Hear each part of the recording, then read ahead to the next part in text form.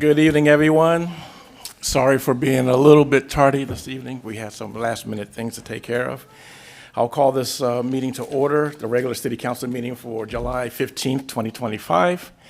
And at this time, I invite everyone to please stand and join me as we say our Pledge of Allegiance.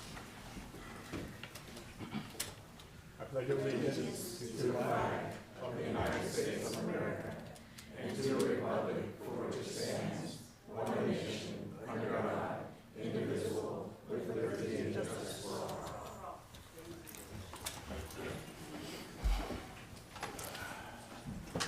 Madam Clerk, can you do a roll call, please?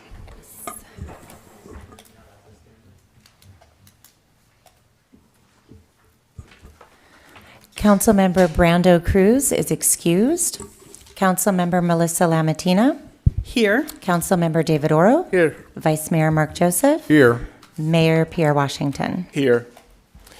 Thank you, Teresa. Mr. Ross, can you do the report on closed session, confirmation, and reportable actions, please? Yes.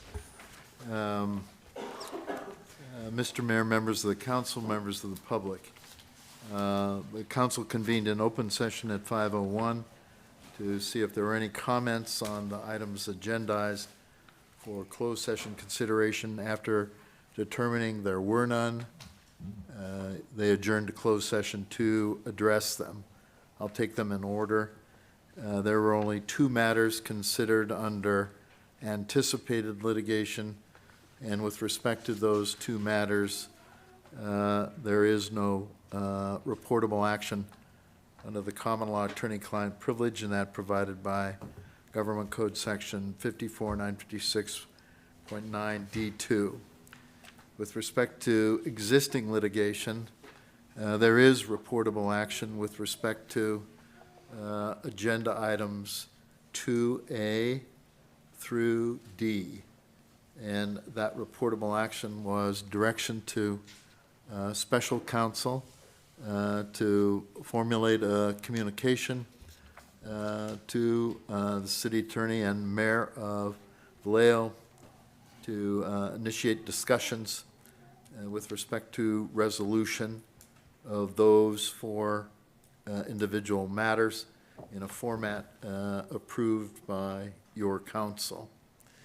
There was no reportable action with respect to 2E under the common law attorney-client privilege, and with respect to Government Code Section 54956.9 D1, nor was there reportable action with respect to the liability claim of Orchard Partners LLC under the provisions of a common law attorney-client privilege as a claim as a prelude to litigation, and the provisions of Government Code Section 54956.9 D1. With respect to matters relating to public employment, there is reportable action in the form of authorizing the retention of the firm Culantano, Highsmith and Watley as city attorney effective July 16, 2025, and also authorizing the approval of a waiver letter with respect to Culantano, Hightower, and Watley with respect to the city of Vallejo, as they also represent the city of Vallejo. There was also authorization to retain the firm of Rosh and Swartz on specified litigation matters and administrative matters for a transition and continued representation period. The actions by the council on all of those actions was 4-0. If I may, on the retention of the new firm of city attorney, I'd like to express the view to you, Mayor, and this council that has been a pleasure representing the city and an honor. And I would echo that timeframe for past mayors of the city council, Leon Garcia, Councilmember Miriam Abudamos, and I would go back to the original members of the city council, including Tom Orlando, Joan Bennett. I would particularly like to recognize all of the members of the council, but Ben Anderson, I think, is the person that comes to mind most. I think I could say that the strength and vision of Ben Anderson are the kind of things on which the foundation of this city was laid, and it wouldn't be anything like it presently is without his influence. I would also like to acknowledge, having served Supervisor Belia Ramos while she was on the city council, and certainly members of the Planning Commission, Andrew Goff, Crystal Malari, Yvette Muhammad, Eric Altman, and I would like to also like to recognize Charlie Johnson, a deceased member of that commission. There are certainly many citizens that come to mind, but I think certainly Fran Lemos, Beth Marcus. I only wish her irascible husband was still alive. I think they are people that come to mind, as well as Brenda Knight. So in that context, it's been a pleasure to serve, an honor, and I'm glad that I had the opportunity. Thank you. Thank you, Bill.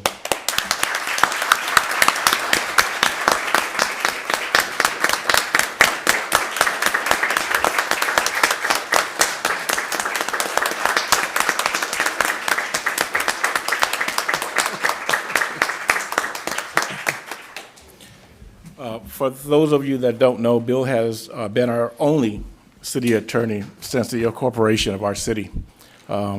He's been steadfast, trusted advisor who's guided and shaped our foundation of our government for the last 30-plus years, and also a friend. So I just want to thank you for your time served, sir. Okay. I will move on. Tonight, we have one proclamation and one presentation. We will start with item number 4, a proclamation for July 2025 as Parks and Recreation Month. Do we have a recipient for this proclamation? We have several. That's good. Good. Thank you, Mr. Mayor. We have quite a few of our staff here this evening to accept the proclamation. Okay, I'll read the proclamation, and after I read the proclamation, then we'll take a photo and give you an opportunity to kind of give us some feedback as well. Okay. So reading, July 2025 as Park and Recreation Month. Whereas park and recreation programs are an integral part of the communities out throughout our country and are virtually important to establishing and maintaining the quality of life in our communities, ensuring the health of our citizens and contribution to the economic and environmental well-being of our community and region. And whereas the City of American Canyon Parks and Recreation Department enriches the lives of our community members through active participation in lifelong learning, health and wellness, community involvement, providing essential services, protector of natural resources and habitats, and activities. And whereas Park and Recreation provides essential and life-saving skills through Learn to Swim programs, specialized life-saving certificates or certifications, and expert hands-on training for parks and recreation staff. And whereas Park and Recreation fosters social cohesiveness in communities by celebrating diversity, providing space to come together peacefully, modeling compassion, promoting social equality, connecting social networks, and ensuring all people have access to the benefits. And whereas Parks and Recreation strengthens the community identity by providing facilities and services that reflect and celebrate our community's character, heritage, culture, history, and landscape. And whereas Park and Recreation sustained and steward our natural resources by protecting habitats in open space, connecting people to nature, and promoting the ecological functions of parkland. And whereas the collaboration with the California Parks and Recreation Society, a statewide public awareness campaign, and National Recreation and Park Association, a nationwide public awareness campaign, aims to inform citizens and recognize the importance of access to local parks, trails, open space, facilities, services, and programs for the health, wellness, development, inspiration, and safety of all. And now, therefore, I, Pierre Washington, Mayor of the City of American Canyon, on behalf of the City Council, do proclaim July 2025 as Park and Recreation Month, urging all residents to use and enjoy American Canyon's parks, trails, open spaces, facilities, and many recreation opportunities through our program and services. Thank you very much.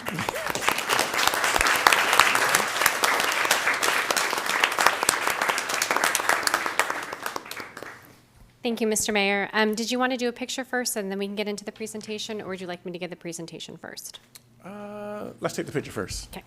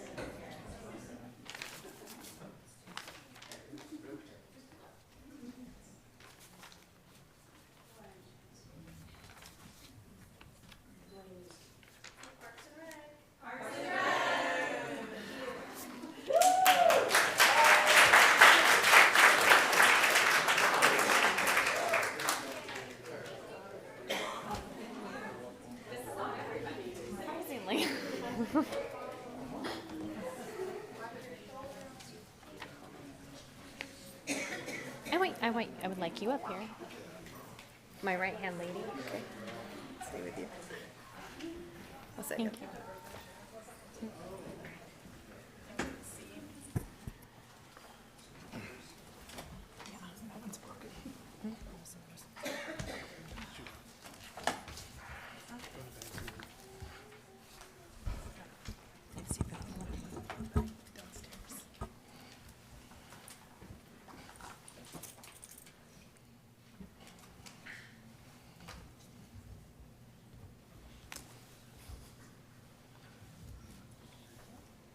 Thank you, Mr. Mayor and Council.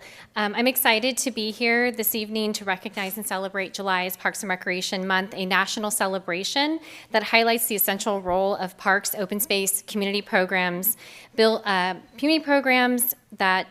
build and create a strong, healthy, and connected community. With me tonight is Alana Ben, our recreation manager. I would not be able to do my job without her. She is an essential function to our team, as well as several members of our audience tonight. Out of 85 part-time staff, not everybody could be here naturally because we are in the middle of summer and we have quite a few programs still running. So we will try to recognize them as well throughout this presentation. This annual celebration is led by the National Recreation and Park Association, which is also referred to as an NRPA. They have recognized the impacts of parks and recreation for the past 30 years. It serves as a reminder that parks and recreation is an essential city service. It is just as important as police, fire, water, and roads. This year's theme, Where You Belong, Build Together, Play Together, reminds us that parks are where community happens. In American Canyon, our parks, programs, and events are deeply rooted in the fabric of our city. They reflect our values, bring people together, and help build a community where everyone feels welcome and is proud to be part of. Before we play this video, I want to show you just how seriously our team takes it. Here's a quick little video that highlights that.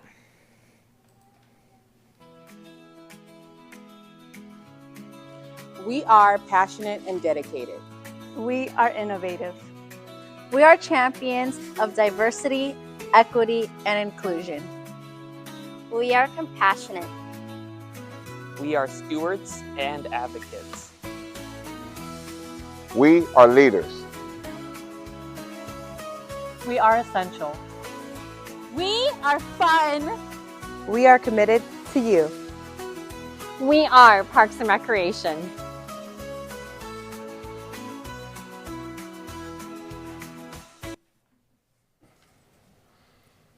So this summer, we took a fresh approach on our programs, our summer programs in particular. By listening to our community's feedback and following trends, we created some really unique opportunities for our youth. And we delivered. From our popular swim lesson program to our specialty camps like slime making, Nerf battle, gardening, hiking in Newell, and our always beloved basketball camps, we had something for everyone. And the fun is not over yet, so if you are still looking for a fun experience this summer, please visit www.americancanyon.gov, and you can sign up for our programs because we still have some spaces left. And again, none of this would be possible without our amazing partners and dedicated staff. This summer, we're proud to partner with local businesses that enhance our summer camp experience. One of those key partners was with the Napa Valley Transportation Authority, who helped provide safe, reliable, and low-cost transportation around American Canyon and into Napa to help with our field trips. This partnership was a big win for us. It helped keep our program registration costs low by avoiding high transportation costs and allowed us to bring back our beloved field trips. That was one of the things that our program participants really loved. Just to show you how much our campers are having fun learning to take public transportation, here's a cute little video. The Parks and Recreation team is proud to partner with NVTA, bringing sustainable transportation to our community and giving kids exciting opportunities like a trip to Rockzilla in Napa. Together, we're making memories and a greener future.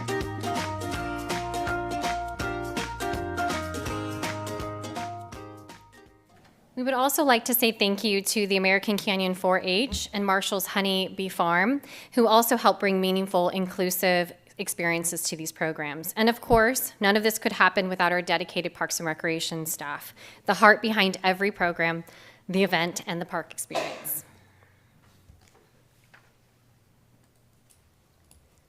Our Parks and Recreation team is made up of passionate, dedicated individuals who bring creativity, care, and purpose to everything that they do. From leading programs to planning events to supporting youth, seniors, and families with heart and excellence.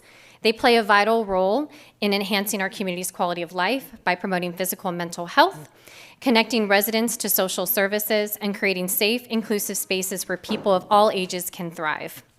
We're especially proud to celebrate cultural diversity and champion equity, ensuring every member of our community feels seen, welcomed, and included in our programs and public spaces.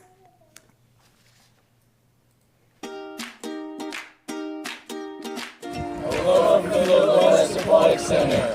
Happy Parks and Rec Month. Hi from Open Gym. Happy Parks and Rec Month. Hi from Philip West Aquatic Center. Happy Parks and Rec Month. Happy Parks and Rec Month from City Hall. So like I mentioned, not our entire team could be here this evening because they are offering some of these exceptional programs as we speak. So we wanted to make sure that they felt included and were understanding that they are valued and appreciated for all the work that they do. In closing, I want to thank our incredible Parks and Recreation team for their dedication, creativity, and care for all year long, not just in summer. And to our community, thank you for choosing us to be part of your everyday lives, your memories and your moments. We're honored to serve you. Happy Parks and Recreation Month.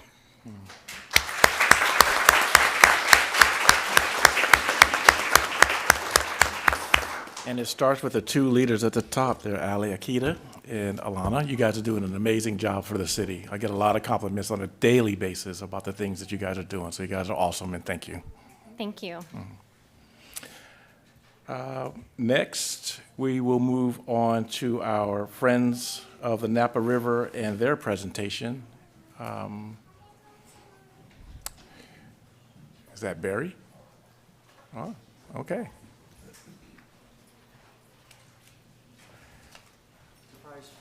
I see that, yeah.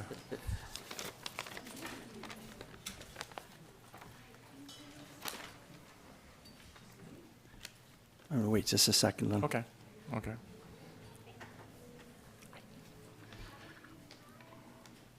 Hi, Frank. Okay. Nope. Good evening, City Council. Thank you for this opportunity tonight. I'm Barry Christian from American Canyon. And for full disclosure, I think most of you know me from my appointed position on the city's OSATS Commission and also appointment to Napa Valley Transportation Authority's ATAC Committee, Active Transportation Committee, and my elected position of the Napa Open Space District Board representing District 5. So I just want to make sure tell you tonight I'm wearing a separate hat. I'm representing Friends of the Napa River, and I'm the current treasurer. Friends of the Napa River is known as the community's voice for protection, restoration, responsible development, and celebration of the Napa River and its watershed through education and advocacy. Friends was established as a 501c3 nonprofit in 1994, primarily for the purpose of solving the city of Napa's flooding problems. Friends advocated for a living river solution rather than a concrete ditch, and was successful in gaining support for a ballot measure which created a flood control district, which then championed a living river flood control project, which became a national model. I was not yet on Friends' board when that began, but I was invited to join around 2006 when I attended a board meeting to learn more about their successful efforts to build public access trails along the Napa River in the city of Napa. So I was looking for advice on establishing similar public access trails in American Canyons. And since Friends didn't have anyone representing City of American Canyon, they graciously invited me to join their board. And I can tell you that Friends has been a great help with letters of support advocating for grants to establish public access to our wetlands trails initially, and for public support to establish an open space district, which helped construct our wetlands trails, and continuing today advocating for grants for the Wetlands Ecology Center. So we're here tonight because Friends wants to present the City of American Canyon with a copy of the Napa Valley Historical Ecology Atlas, Exploring a Hidden Landscape of Transformation and Resilience, a product of the Napa Valley Historical Ecology Project, which was a collaboration between the San Francisco Estuary Institute and Friends of the Napa River. The primary author was Dr. Robin Grossinger, PhD, from the SF Estuary Institute, with contributions from others, including biologist Sherry Gardner, currently a Friends of the Napa River Advisory Board member. Friends hopes this atlas will be a helpful reference for any future efforts by City of American Canyon to protect, restore, develop responsibly, and celebrate the natural areas of the Napa River through American Canyon. And so now I'd like to introduce our current president of Friends of the Napa River and longtime board member, Francie Winnan. Barry, would you give this to, yeah. Good evening, Mayor and City Council members. Good evening. And wonderful people that are sitting in the audience. It's been my honor to be part of Friends of the Napa River for 25 years. And the thing that I love about this is that the Army Corps of Engineers wanted to cement the Napa River because we'd had all these floods. And as you all probably know, the flood issues in Napa County are like a fulcrum, with Napa creating the tight space. So it backs up the water, whereas in the Midwest or East Coast, they have 2-week floods. We have 5-hour floods, but they're very dangerous. Oh, sorry. And so the whole idea about the flood project was to open it up. And you guys and the rest of the county were instrumental in making that opening to allow the water to go out. So it makes common sense. And I'm so glad that we now are in a much better place. So Barry came to us, as he said, a little later in the project. He's been instrumental. Your Barry Christian is just tremendous, and he's helped us so much over the years. But this Ecology Atlas is so fascinating because there's a whole section about the southern part of the county that is related to your history. And even though this was written several years ago, it's still current. And the libraries have copies, and they're still being printed. There's still more that you can access, but it's a treasure trove of information for our area. So thank you very much. And I just want to say the thing that Friends of the Napa River is so excited about is what you guys have done for making the Ecology Center, and with Janelle and the Parks Foundation, putting that together and making this incredible place for learning and visiting. And you are doing something that I don't think anybody else in the Bay Area has done, and I'm so proud of you guys. And we will support you any way we can going forward. Thank you so much, and thank you all. Thank you.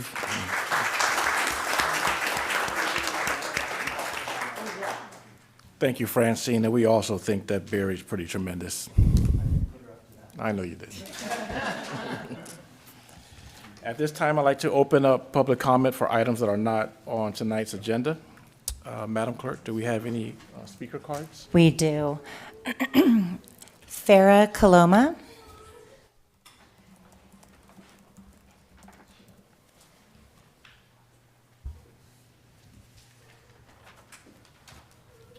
Hello. Hi, Farah. Good evening, council members and community members of American Canyon. I'm excited to share a little bit about something that's really close to my heart. It's our new nonprofit called Friend Doors, Inc. Friend Doors was born out of a simple question: how can we support the people, schools, and organizations doing great things in our community, and how can we do it together? It started with my husband, Ramsey. He became the head cross-country coach, and he had 8 cents to his name. And he said, I need $650 to pay for our meat. TJ's, our boba business, we were happy to support him, so we paid for that meat and sponsored the cross-country team. But it got me thinking, like, who else needed funds in our community? And I came to find that many teams and organizations lacked funding they needed to have a successful season or successful school year. And then it got me thinking more. How can we create opportunities to support? How can we use what we already have, which is our food truck community and our network of small businesses, to help raise funds that they need? That's when the fundraising initiative started, and the idea behind Friend Doors, Inc. really came to life. I contacted my 2 friends, Carla. Where's Carla? Carla, she's from Cooked by Geo, and Sophie from Coffee and Cocoa on the Go, and said, hey, let's start fundraising. So our mission is simple: to raise funds through events that directly support schools, nonprofits, and other organizations. In American Canyon, we've had the chance to fundraise for all the local public schools, and we've created mini markets to help small businesses grow. Our last event was a meet and greet with Kalena Azabuki from the Golden State Warriors. Student athletes from ACMS and people from the community were able to meet him and get autographs. We brought in our local food trucks and retail vendors along with the DJ. We have been part of many sporting events, elementary school functions, and hosted mini markets at Tractor Supply. And every time we've hosted an event, it was more than just raising money. It was about building community, lifting each other up, and showing that together we can really do more. With our nonprofit, we're just getting started, and we're looking forward to collaborating with more schools and other nonprofits and fellow small business owners to make a bigger impact. We would love the support from the City of American Canyon in supporting us. We can do our part in supporting our community through what we know best. We have big dreams for our nonprofit, and part of that is being able to give back and supporting those like my husband, Coach Ramsey, who gives of himself to make an impact in our students' lives. Please keep us in mind for opportunities where we can serve and partner with others to make a difference. Thank you for your time and giving to me to share about our new nonprofit.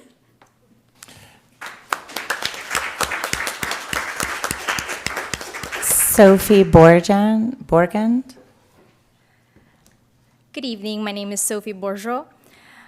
Good evening, Mayor, City Council members, and anyone who thought this was the line for free food. You're in the right place, sort of. I'm here to recognize Filipino American History Month, which is long overdue for the spotlight. Let's rewind. In 1587, Filipino sailors landed in Morro Bay, California, before there was a California, before Starbucks, and definitely before anyone has saying influencer. By the 1700s, some of those same Filipinos were down in the Louisiana bayou like, let's mix a little gumbo and some adobo.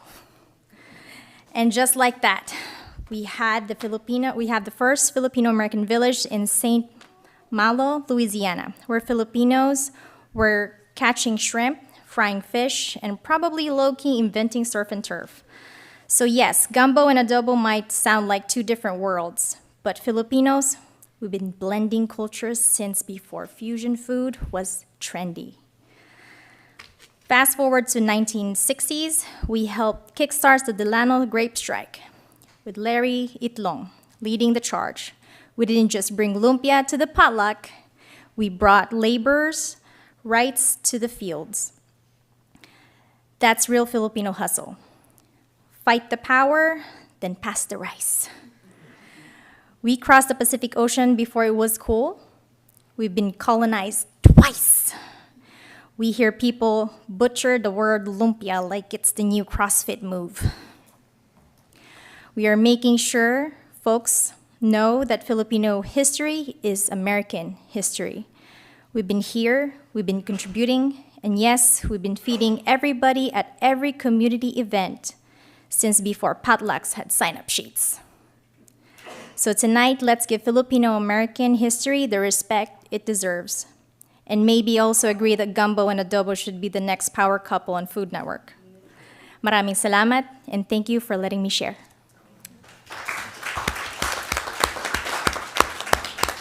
Carla Ivan. Good evening, everyone. My name is Carla, and I'm incredibly honored to speak on behalf of the team bringing you Manila Munchies, a one-of-a-kind celebration happening this October in honor of Filipino American History Month. This event is our way of uplifting not just Filipino culture, but also our community. This year's theme is Global Pinoy, a tribute to the way Filipino identity has expanded, evolved, and influenced the world. We'll be showcasing fusion dishes and global-inspired Filipino creations, highlighting the creativity and diversity of Filipino food today. Manila Munchies Global Pinoy will feature delicious food vendors offering both traditional and fusion Filipino cuisine, merchandise artisan booths, live entertainment from cultural performances to modern acts, kids' activities for families to enjoy, and a truly special VIP Kamayan dinner where guests will experience a traditional family-style feast, a powerful symbol of Filipino hospitality and unity. But to make this celebration a reality, we are asking for the city's partnership and financial support. Your investment will not only help us bring this event to life, it will create a lasting impact. A portion of the proceeds from Manila Munchies will be donated back to local schools such as ACMS to start up a new Filipino club, American Canyon High School, their existing Filipino club, and also to support the upcoming Black and Filipino film project by local filmmaker Anna Sharp titled For the Culture. Manila Munchies Global Pinoy is more than just an event. It's a platform for community connection, cultural pride, and creative expression. It's a chance for all of us Filipinos and friends alike to gather and honor the stories, flavors, and traditions that shape who we are. We need your help to make it possible. Your partnership will help us cover essential costs for permitting, security, and production while ensuring that the event remains free and accessible to the public. So let's come together this October 11th at Community Park 2 from 3 p.m. to 9 p.m. to make it happen. Let's show what's possible when a city stands behind its people. Thank you for your support, your heart, and your belief in the community.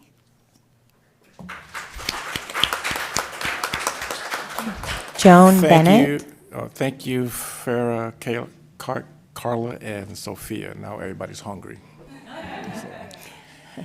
Hi, Joan. Good evening, council and people here, and Mayor Pierre Washington.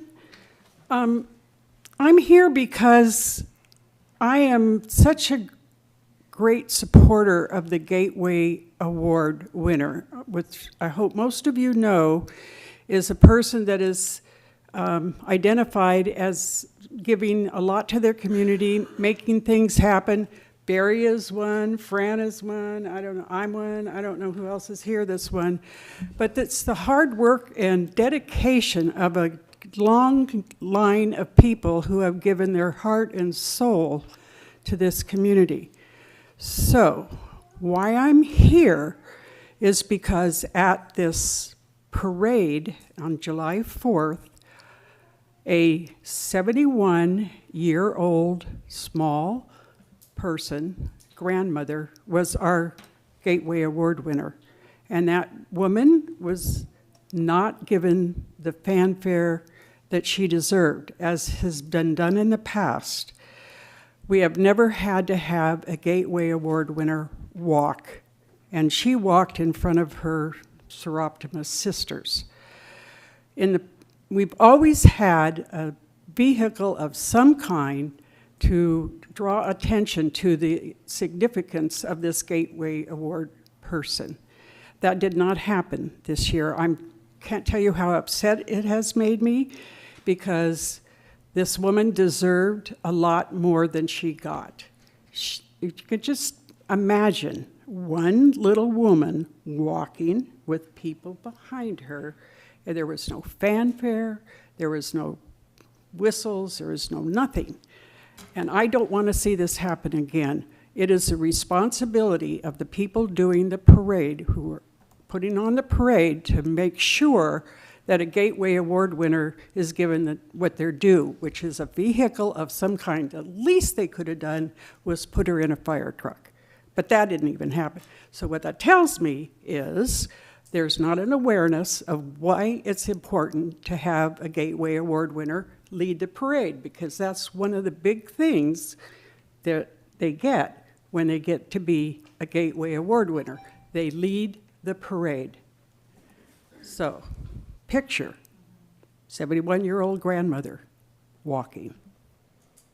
Not acceptable. Should not ever happen again. Thank you. Thank you for sharing that, Joan. Valerie Zizek Moraes.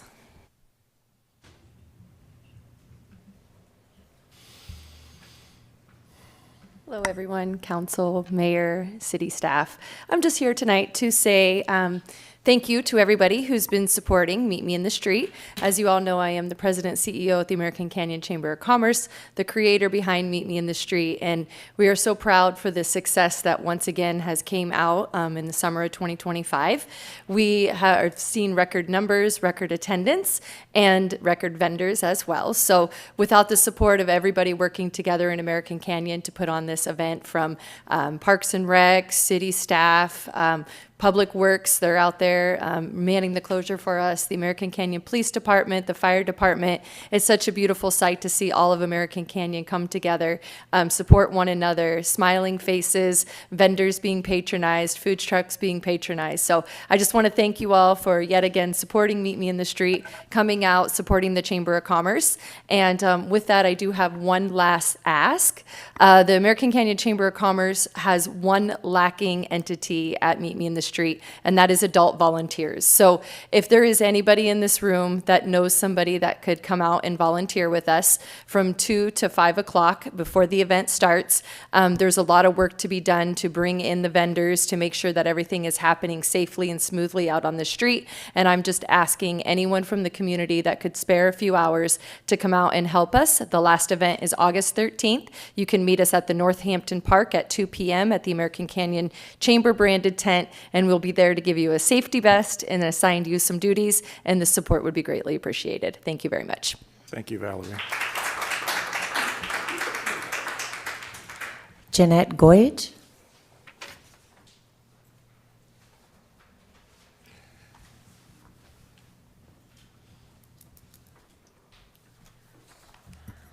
Good evening, Mayor Washington, City Council members, and members of the public. My name is Jeanette Goyech. I've been a longtime American Canyon resident. For the past 2.5 years, I've spoken up regarding several topics, mostly spoken up about the wetlands, Measure J, K, and voter participation concerns. I want to express my extreme disappointment regarding the vote on April 7th, 2025. Seems like history, doesn't it? At the LAFCO meeting. Despite overwhelming opposition to adding GIV property to the American Canyon sphere of influence, the LAFCO Commission voted 3-2 in favor of adding this property to the American Canyon sphere of influence. As I understand it, one of the main LAFCO commissioners was not in attendance, so David Oro, an alternate, was available to participate. Being that Mr. Oro is on the American Canyon City Council, it seems as though he should have recused himself from voting. For me, this appears to be a conflict of interest. Why was this vote rushed through? Why couldn't the vote wait until the original commissioner returned? I don't know the answers to that. And another topic, but I feel related and connected to my overall concerns about the city of American Canyon. And it is a wonderful place to be, but not perfect, I guess. You see, I'm still upset about our vote on Measure K being ignored back in 2022, and then Measure K never being put up to the vote of the people in 2024. With Measure K, as I understand it, there seems to be no control over development. Environmental laws and regulations can be ignored. Building warehouses can go unchecked. I hope I'm terribly wrong. If you look at all the warehouses in American Canyon, there seems to be many vacancies. One report I heard is that there's an 18% vacancy rate of warehouses. My view is that developers have more power in this community than the people who actually live here. I request that when you speak of open space, you are honest with the people and let us know that open space could be a sports stadium, housing, or even a warehouse that stores wine, as long as the building is recreational, which I guess wine is. My biggest fear and concern is that the residents of American Canyon are being ignored or possibly bought and sold by developers, as is what is happening in the state and federal governments. Please show us, your constituents, the same respect you show the developers. Thank you. Thank you, Jeanette, for your comment. Robert Raven.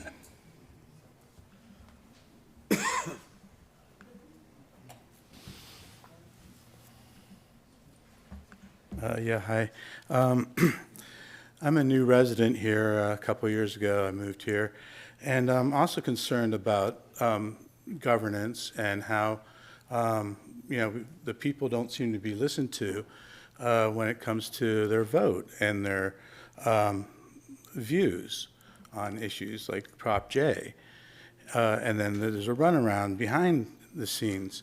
I came earlier actually to speak about the lawsuits, and there was no one here at 5 o'clock when so I was wondering why there wasn't. I know you guys went to secret meeting, but there's no way to talk about that. But one thing is that, we're being sued by, our neighboring city And that's not normal. I've never been in places where, that there's, 4 lawsuits in 3 different jurisdictions, including Marin County. And we also now have to hire a law firm at, I think it was $250 to $500 an hour because of this.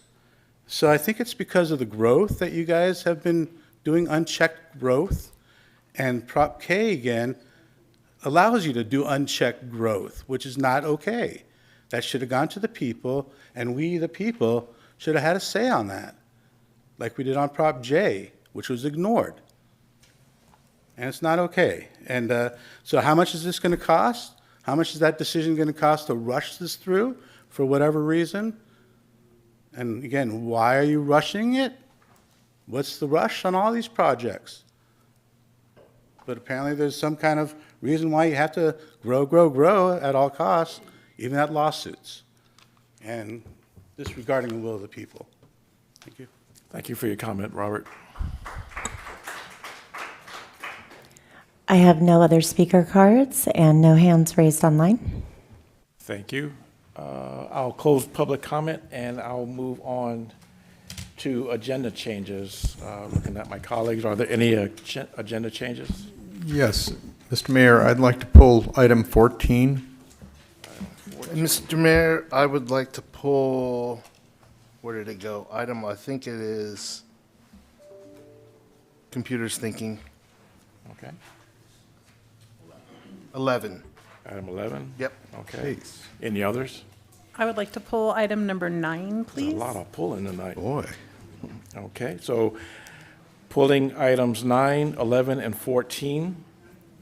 Can I get a motion to accept the rest of what's on the consent calendar? And then we will address each one of the So moved. items that you... I'll second. Okay, we have a second. Madam Clerk, can we get a roll call, please? Yeah, just one moment. So we are moving to pull 9, 11, and 14. Yes, ma'am. Okay, just give me one moment.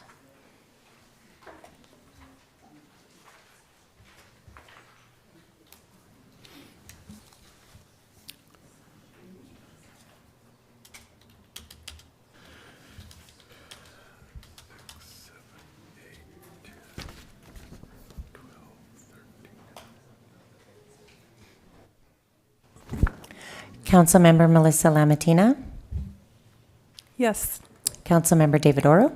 Yes. Vice Mayor Mark Joseph. Yes. Mayor Pierre Washington. Yes, and I guess I will refer to Vice Mayor Joseph for the pulling of item number 14.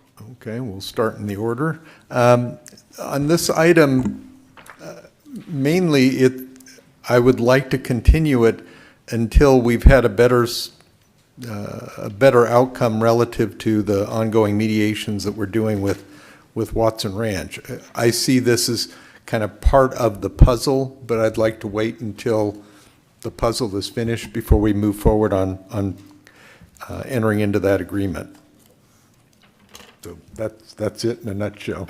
Okay, would you make a motion to that?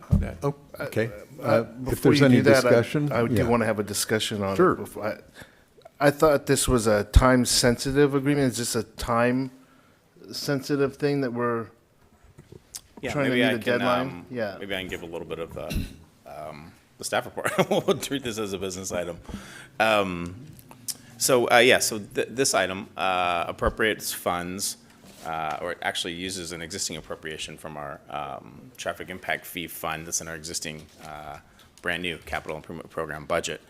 And as a part of the budget this year, we have what's known as the Rio Del Mar Extension Project. And so that extends from Watson Ranch proper westerly over to Highway 29, particularly to the traffic signal there at Rio Del Mar. There are longer-term plans that MBTA is spearheading along with the state of California, Caltrans, and the city related to the entire corridor and improvement city to the intersections, as well as multimodal improvements and aesthetic improvements, undergrounding the whole kit and caboodle. Those are longer-term plans, very expensive plans. And so in the very near term, there is a desire to have a connection to Watson Ranch and the highway.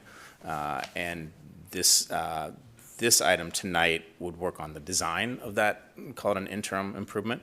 And the idea is to connect Napa Valley Ruins and Gardens in particular, but Watson Ranch more broadly, to Highway 29. The fact of the matter is it's going to be pretty hard for Napa Valley Ruins and Gardens to be commercially viable without a connection to the highway.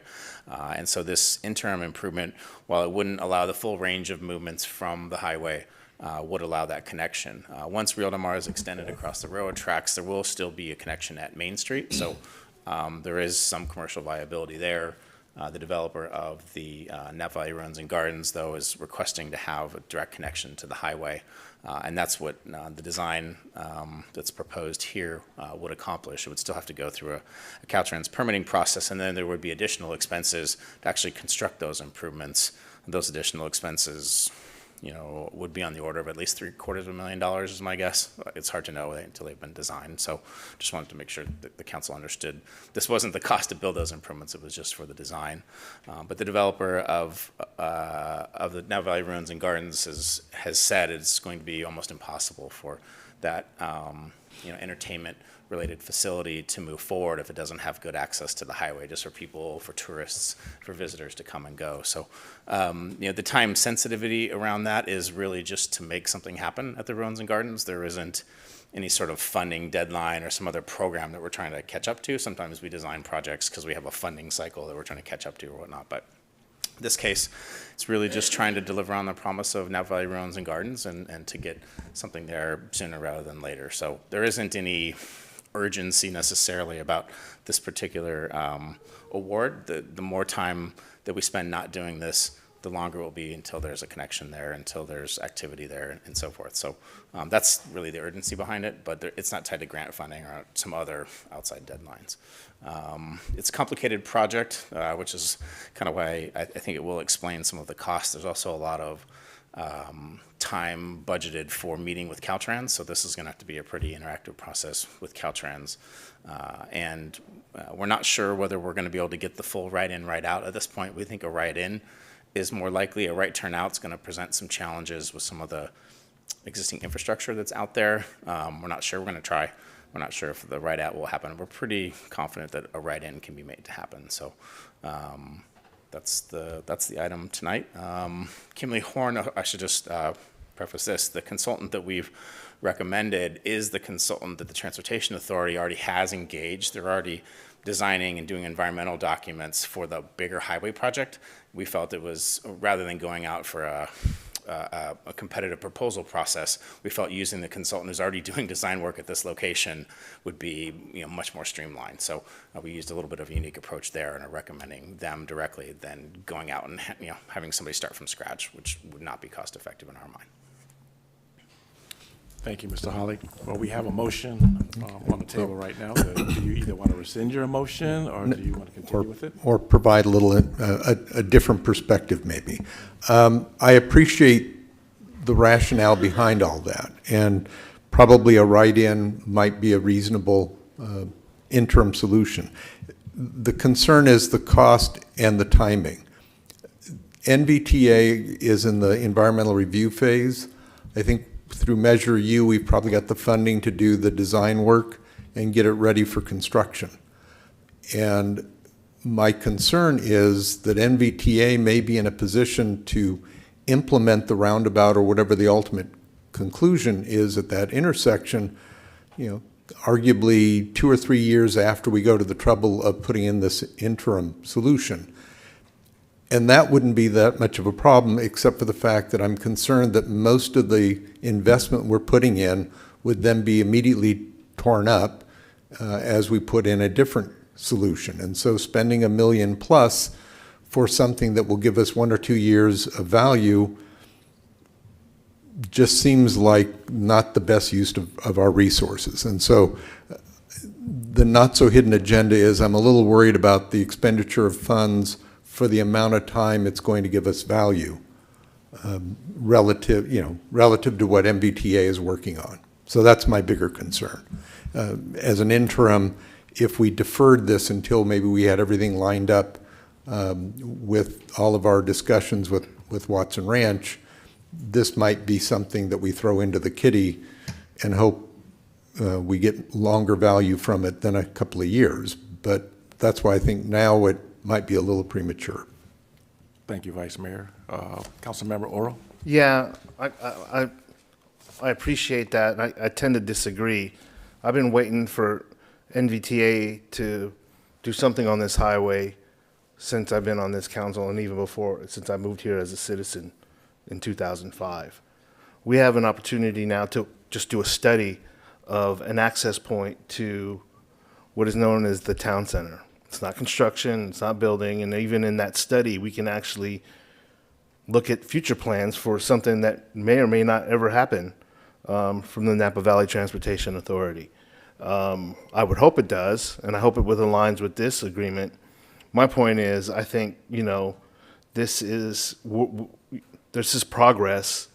It may not be perfect, but it's progress, and I think it's something worth studying, and it is a nearer term option to gain access, to have an access point to what will be an important part of our city. I don't think we should delay this. Thank you, Councilmember Oro. Vice Mayor? Just, I don't want to belabor the point, but in defense of NVTA, much of the delay was because the city was advocating a 6-lane highway when NVTA and Caltrans basically were saying they wouldn't support it. And so most of the delay was based on basically two sides not budging. Once we decided that a 4-lane option is viable, then all of a sudden we secured some funding and we've been moving at a relatively fast clip. So I don't want to belabor the notion that NVTA drags its feet. The city and NVTA were at loggerheads for about 8 or 9 years. And when we finally got over that and began to move forward, that's when we're starting to make progress. We've done the program, or the PSR, whatever that stands for. We're now doing the environmental. So I do believe NVTA has the capacity to make good on its commitments. Granted, the funding for the whole project hasn't been secured, but there is funding that'll get us to the point where it's shovel ready. And that's thanks to the voters approving Measure U.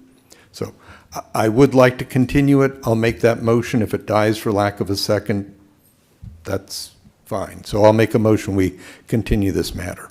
Mayor, just real quick, it is customary, although it is technically your discretion, it is customary to ask for public comment on business items. So that's a good point. You might consider that before you take action. If you Yeah, take action. I mean, we have a motion on the table. We don't have a second. It appears as if we may be divided, but I would like to open up to public comment for item number 14, the Rio Del Mar extension and route, State Route 29. I know we didn't have any speaker cards, but if you would like to have a comment, if you could raise your hand. Barry, you're the first one. Just identify yourself. Yeah, Barry Christian, American Canyon.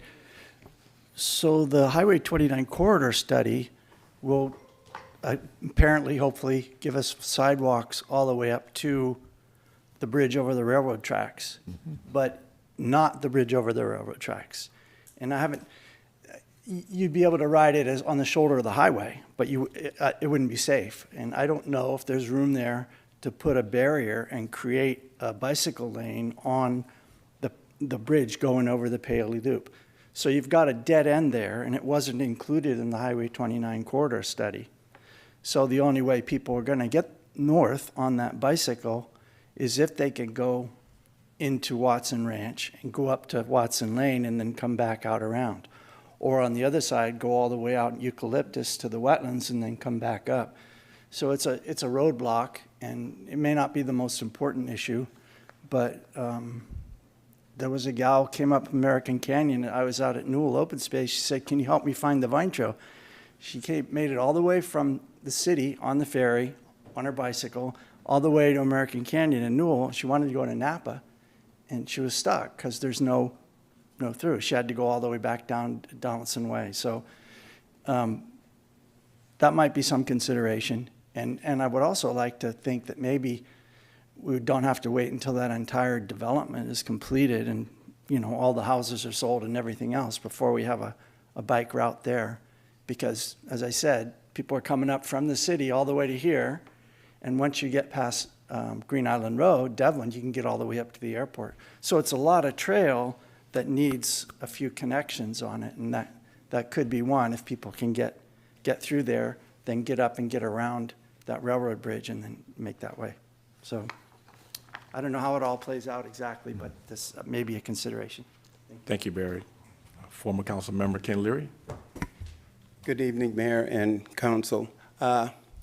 Recently, I attended a presentation, the city and the County Board of Supervisors regarding the Broadway specific plan or the Highway 29 plan. In that presentation, there was no mention regarding this proposal now. So I'm concerned, how come that was not included in that? It appeared to be supposedly a comprehensive plan for the Highway 29 corridor. So I didn't hear any discussion regarding this. There was some talk about roundabouts at specific places, but there was nothing definitive. So is this definitive in terms of the plan, or is it not? I'm kind of confused on whether the city and the county are they together on this? Pierre, you were there. Our Supervisor Belia was there, put on this presentation. So I'd just like to have some clarification as to what's going on, because that was not included in that presentation, as I recall. So I would like to have that clarified. So if Mark's concerns are real and we go and we do a study, make some recommendations, spend some money, and the county and the transportation agency is not on the same page. I think we need to be all on the same page. When I was on council, we looked at this, and I think describing the Broadway specific plan as a 6-lane highway is a misnomer. It basically had some turn lanes, but it wasn't 6 lanes going through. And basically, when I saw the plan that they presented, it was similar to our plan. So thank you. I just think we need some clarity on all of this before we move forward. Thank you. Thank you, Ken. Mayor, I'm happy to provide a little bit of clarity. As far as this proposal with Kimley Horn, yeah, I mean, I didn't ask NVTA staff if they would agree, to support this effort, but they were involved in the meetings where we talked about this with the consultants. They were joint meetings, and they had, this being NVTA staff, had suggested we contract directly with Kimley Horn rather than having NVTA, for example, add some scope and then having us reimburse them. So, I would say NVTA would be supportive of this effort. We're all cognizant of the potential that maybe some of the improvements are not reused and that possibility. But as far as where MDTA is, I would say they're supportive of this, at least at the staff level. This kind of thing wouldn't have come to the board. But the staff level is integrated with this. They're aware of the proposal. And they suggested making sure that the Caltrans process was robust because they knew there was going to be some effort there. So we actually refined the proposal with the help of NVTA staff and the consultant. When Vice Mayor Joseph mentioned that spending $1 million to get something done, I mean, was that also considered that if we spend money on that, that would be considered whenever NVTA did any additional work, or will we be losing out on monies that we've already invested? I think the reference was to the total cost when you include construction and potentially dealing with some utility issues. So that was sort of an all-in, this proposal is for pieces of paper with images and lines on them. And so I wanted to make sure everyone was clear about what the all-in was going to be, because there's no sense in trying to mislead you with saying, oh, this is what the project is both things. This is both design and construction. So we don't have an estimate yet on what the construction part is, but that's kind of my back of the envelope, just given the complexities of being right there on the state highway. Some of it may be torn out as you look at, if you want to get really into the granular pieces, some of the over excavation, some of the subgrade work, that all is a part of the existing area that probably isn't lost. Whether the asphalt that's put in is in the right place, probably not all lost, but again, there are going to be some pieces that are not going to be in the right place. So it's difficult at this point to know which, in part because NVTA hasn't selected an alternative as far as the EIR. It's difficult to necessarily know. Having a connection just to get real clear though, having a connection at Rio Del Mar was part of the presentation a couple of months ago now.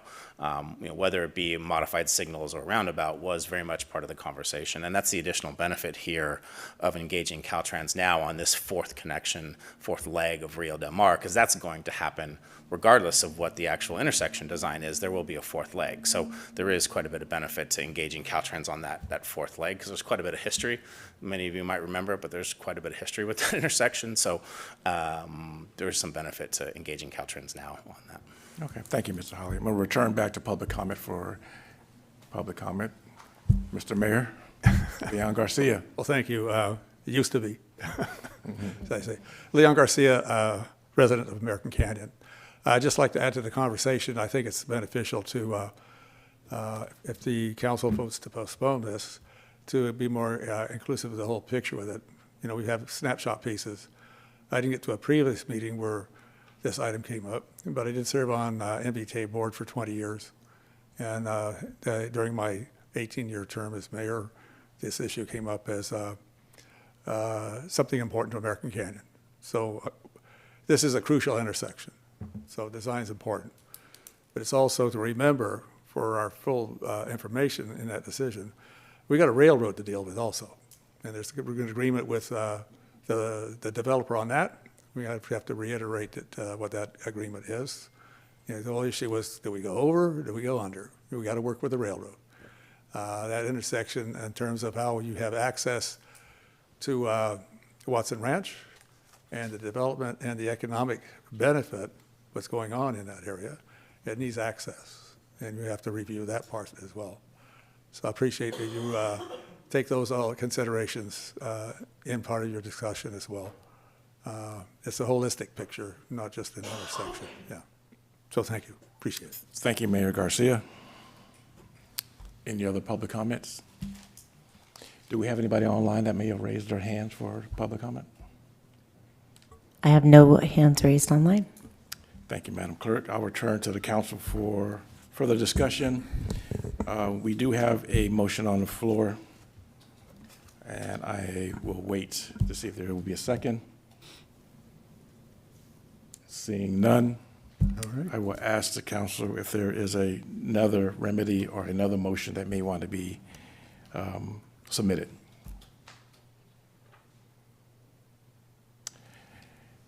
Seeing none, then I think by default, this gets continued maybe into our next city council meeting, so we can put it on the agenda and probably do a little bit more fact-finding.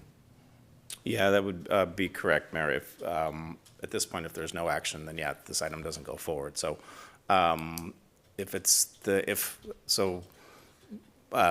would like to bring something back at some point.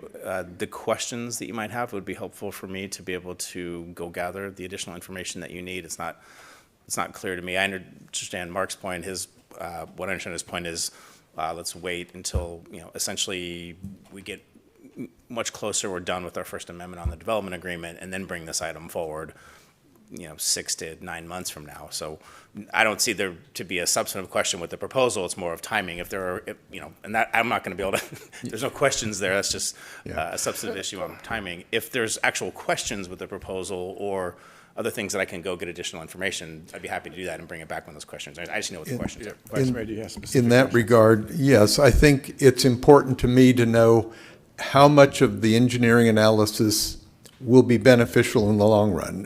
I guess the biggest concern for me is how much effort are we getting into? For example, when you talked about working with Caltrans and queuing them up to that as a four-way intersection is important.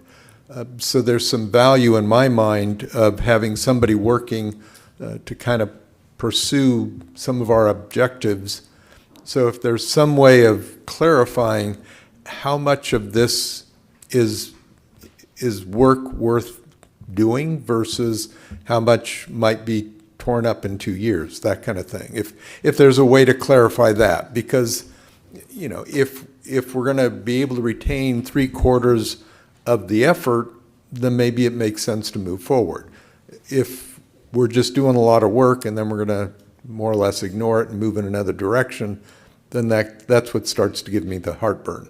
So to me, if you could identify in some manner, I don't expect it to be a precise percentage, but in some general sense, how much of this is good work that will have ongoing benefit. That's the big issue. And I would add that if you could bring back some staff report data from the Napa Valley Transit Authority as well, supporting that they support which the work that you're talking about. I think that would be helpful as well. And I guess since we have the chair. I was going to say, I might be able to assist in that regard. Yeah, so that would we all put our due diligence in to bring the information back and can be a little bit more informative. Okay. Councilmember Oro. Yeah, with that, I mean, I think there's a compromise here, Vice Mayor Joseph. That I would make a motion to bring this back on the second meeting in August as an agenda item with that information, and that way we can act on it and not wait 10 months until all these negotiations are done. Or maybe we decide in that second meeting in August that we got to wait 10 months because nothing aligns. Okay.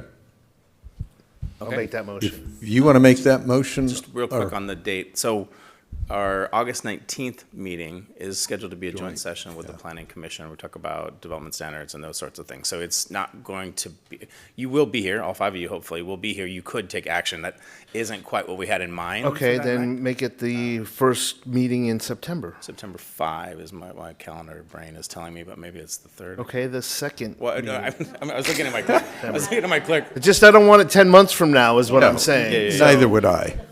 The first meeting in September. It's right here, hold on. September 2nd, that's my bad, September 2nd. Thank you. That's my motion. So we have a motion on the floor. I'll second that. We have a second. Can I get a roll call, please, Madam Clerk?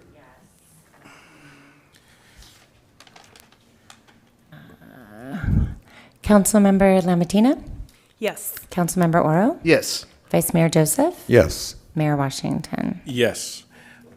We also pulled out item number 11 by Councilmember Oro, if you'd like to express. Yes, thank you very much. So this is a resolution authorizing the city manager to approve a purchase order from Pace Supply Company not to exceed $200,000 annually. And so for those who haven't read the packet, it's critical items like valves, couplings, pipe leak detection, stuff like that that our Public Works and probably our Public Works department uses for items, the essential equipment.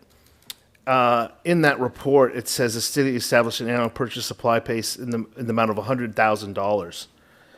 Obviously, inflation has gone up, but in here it noted that tariffs are also having a significant effect. So we're going from $100,000 to $200,000. There is a fire hydrant repair is now $5,000 to $10,000. I'm just trying to understand, because I'm trying to think through the Trump administration's effects on tariffs and how it's affecting us, and I want to just call that out in terms of, do we need to begin planning for budget items like this, because that's a doubling of an expense in a year that we haven't had before. I mean, fire hydrant doubling in price. Are there other items for that? Does anybody, what can we expect here?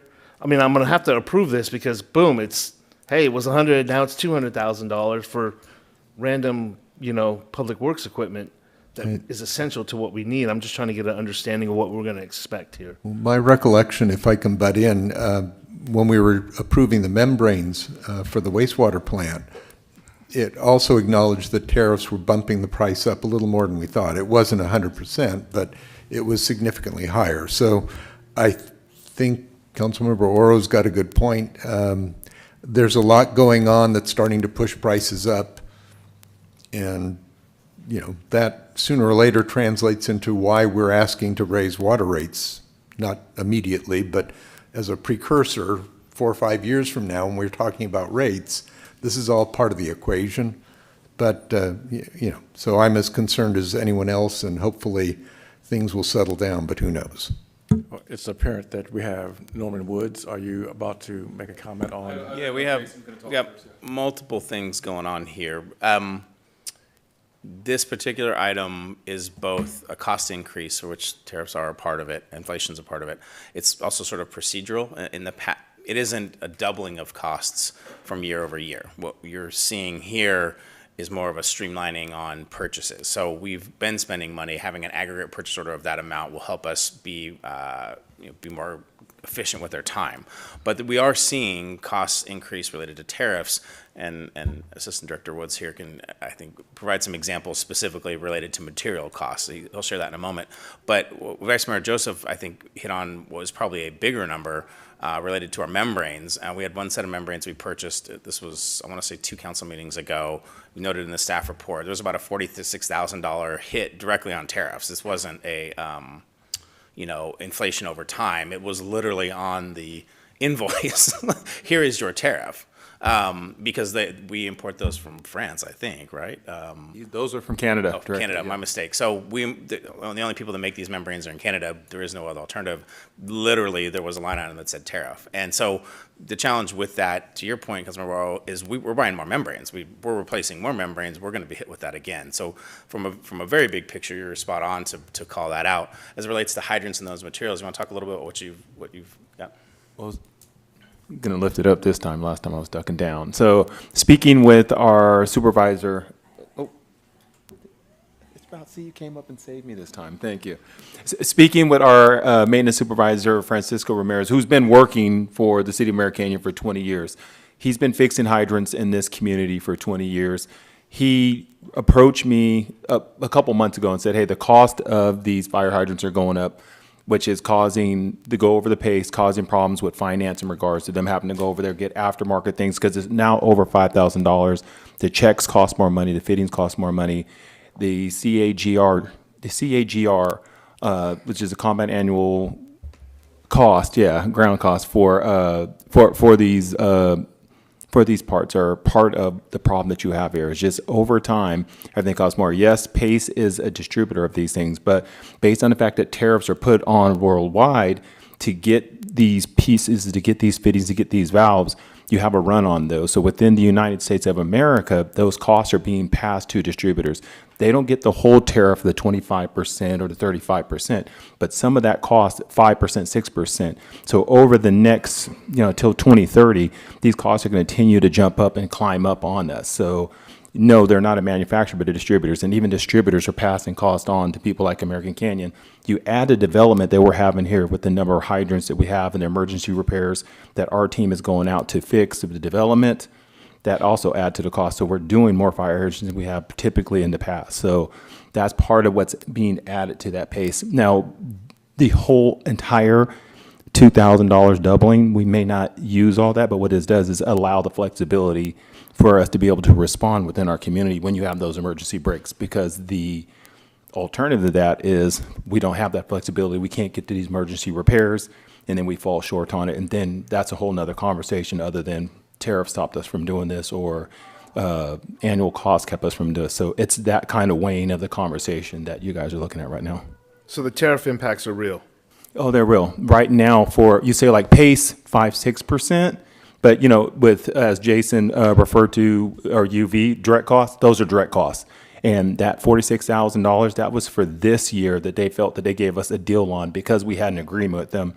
Next year, if the tariffs are just as bad, the cost will probably be even more. So instead of it being 46, it could be 100,000, it could be 75,000.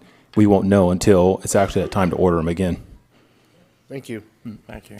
So, Councilmember Oro, were your goal to pull that out of consent just to have the conversation, or were you opposed to it being approved? I just wanted to understand it before I voted on it. Okay. And have a clear understanding of the impacts of the Trump administration's tariffs on local communities. Okay. It is real.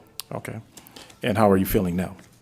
Oh, I was going to vote for it. I mean, like, we need fire hydrants, right? You know, we need parts, but, you know, we should not be self-inflicting ourselves with this kind of nonsense. I agree. I'll entertain a motion. So with that, if there's no other comments, I'll make a motion to adopt resolution number 2025 next in order. A resolution authorizing the city manager to approve a purchase order for space supply not to exceed $200,000 annually. I'll second. I have a second. Can I get a roll call, please? Madam Clerk? Councilmember Lamatina? Yes. Councilmember Oro? Yes. Vice Mayor Joseph? Yes. Mayor Washington? Yes, and thank you, Councilmember Oro. We have one final item that was pulled, item number 9. Councilmember Lamatina? Thank you. I pulled item number 9, facility naming, because I would like to take a moment to highlight the hard work that the Parks and the Community Services Commission put forth in gathering the feedback from the community to name our parks, our COM 1 and 2, and the Napa Junction, former Napa Junction Elementary School. So that is why I pulled the item, and I just wanted to thank the community and everyone for working so hard. Thank you, thank you. So then, with that said, would you like to make a motion to move forward with that item? Sure. I'd like to make a motion to, I don't have the agenda up. A motion to Accept item approve, number 9. accept item number 9. Can I get a second? I'll second. We have a second. Did we have a public comment? Yes. Oh, Uh-oh. We didn't, but we could. We can, yeah, if you, yeah, feel free. Karen Fritz. Hi, Good Karen. evening, council, mayor, members of the public. Oh, I'm okay, I'll stand on my toes. Yeah. Anyway, on the renaming of the parks, I'm not a fan. But one of them in particular, I think, needs to remain the same. It is a historical park. It has been a part of American Canyon from the beginning.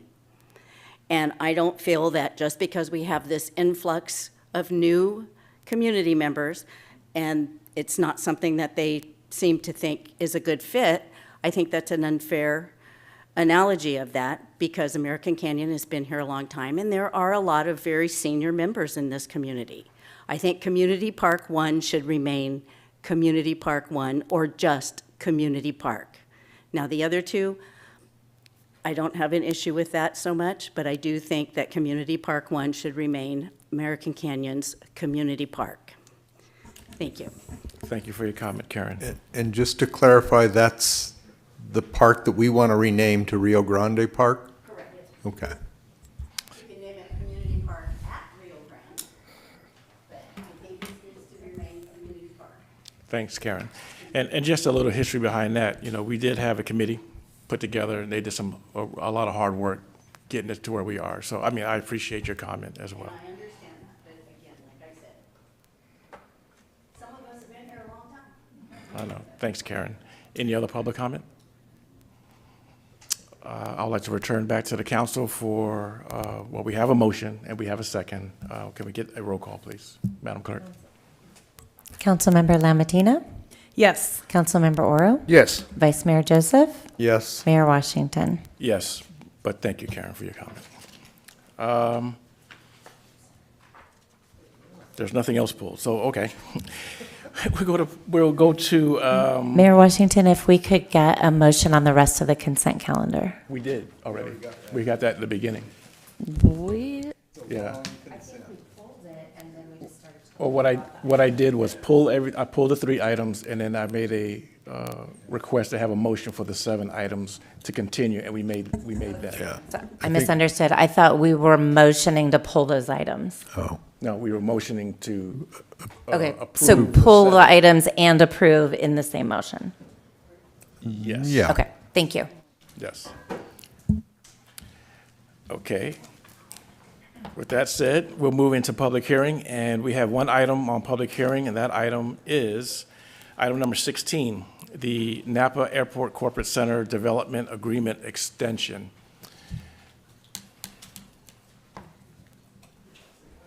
William?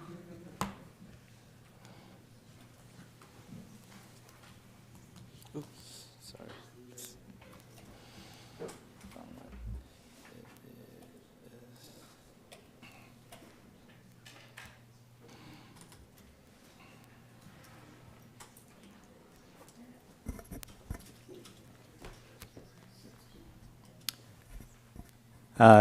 Good evening, Mr. Mayor and members of the City Council, and members of the public.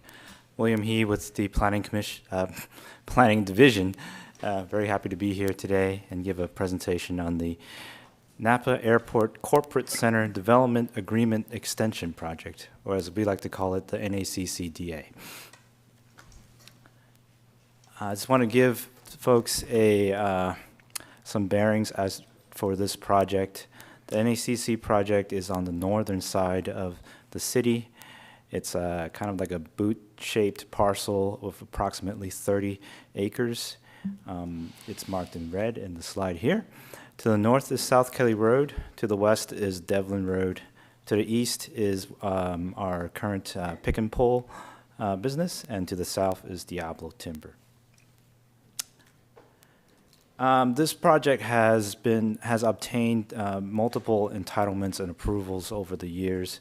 Notably, in 2018, the project has a certified environmental impact report, an approved tentative subdivision map, and conditional use permits for lots 1 and 2 and 4 and 5. They also have design permits for lots 4 and 5.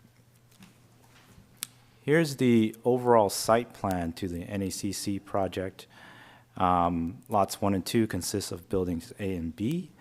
Lots 3 has building D, but that was approved under Napa County on a previous entitlement. And then we have lots 4 for building E and lot 5 in building G.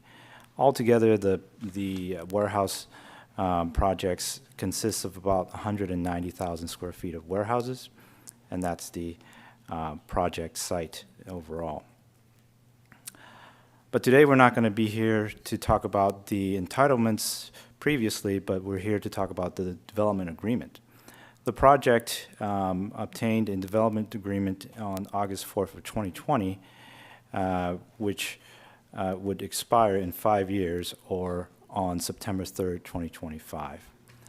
In March 6th, of this year, the new property owner, G3 Enterprises, requested a 10-year development agreement extension to expire on September 3rd, 2035. And in the agreement, it would provide the same public benefits as the original development agreement. For the application for the DA extension, the project did go through a public hearing with the Planning Commission. And in the Planning Commission, the Commission recommended to reduce that 10-year extension to 5 years. And that has been explained in the project staff report. So with that being said, staff's recommendation is to approve the 5-year development agreement extension. And that's all I have. If you have questions, I ask you to save that for the project manager of G3, who's here also today. So, thank you, Mr. Yee. Thank you for that information. And are there any clarifying questions from the council? Seeing none, I'd like to offer Stephen an up. Oh, wait a minute. Okay. I don't have any clarifying comments, but I just did want to do, I think it's an ex parte communicate or discussion. I did meet over Zoom with Steve and discussed the project and got his perspective and explained mine as well. So just for the record, I have talked to him. Thank you. Thank you. Councilmember Oro. Yeah, I'll do the same ex parte disclosure. I talked to him this afternoon. And as soon as we get through this, I believe Mr. He asked him to present before we had a discussion. Is he doing a presentation, correct? yes, he has a small presentation prepared. Councilmember Lamartina. And I also spoke with Steve via Teams, Zoom, so. Okay, thank you. Thank you for addressing the disclosures, and I as well have spoken to Steve, both on Zoom and then with our city our city attorney several weeks ago. So with that said, Steve, I was going to ask you to do your presentation. Thank you. There you go. And thank you, William, for stepping in Brent's absence. I know he wasn't able to make it, but he wanted to be here tonight. It's been a long night, so I'm going to try to keep it brief. My name is Steve Lay. I'm the Property Development Manager for G3 Enterprises. And tonight, I just wanted to give a brief presentation, and I apologize if some of this is redundant. I might gloss over some of the things William already talked about. But I want to tell you who G3 is, what the project is about, how far we've come in our last 3 years that we've changed ownership and purchased the property, and then what we're asking for in this DA. So G3 is a family-owned company specializing in packaging and logistics solutions for the beverage and agricultural industries.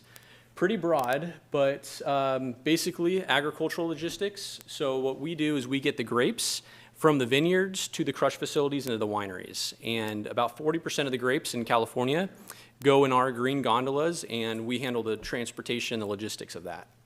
We have, in the last several years, as everyone in this room may know, the wine industry is declining, so we've been diversifying, and we've been going after other agricultural commodities, such as pistachios, corn, wheat, organic fertilizer, those sorts of things.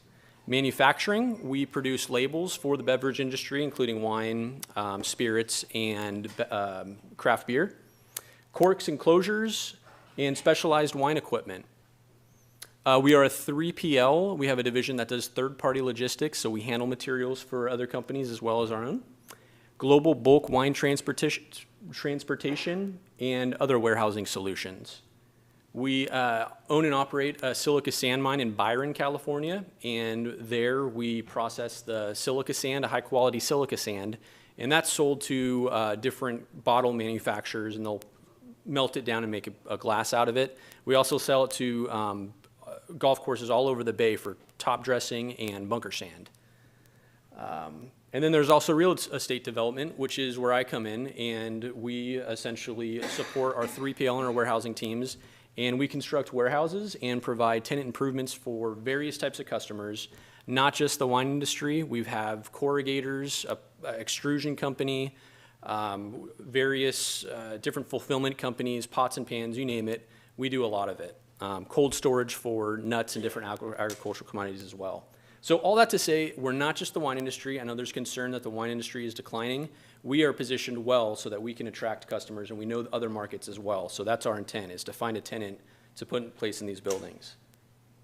So here's another high-level view that kind of complements what William had. You can see our project over here. This is what I like to call NAC, Napa Airport Corporate Center.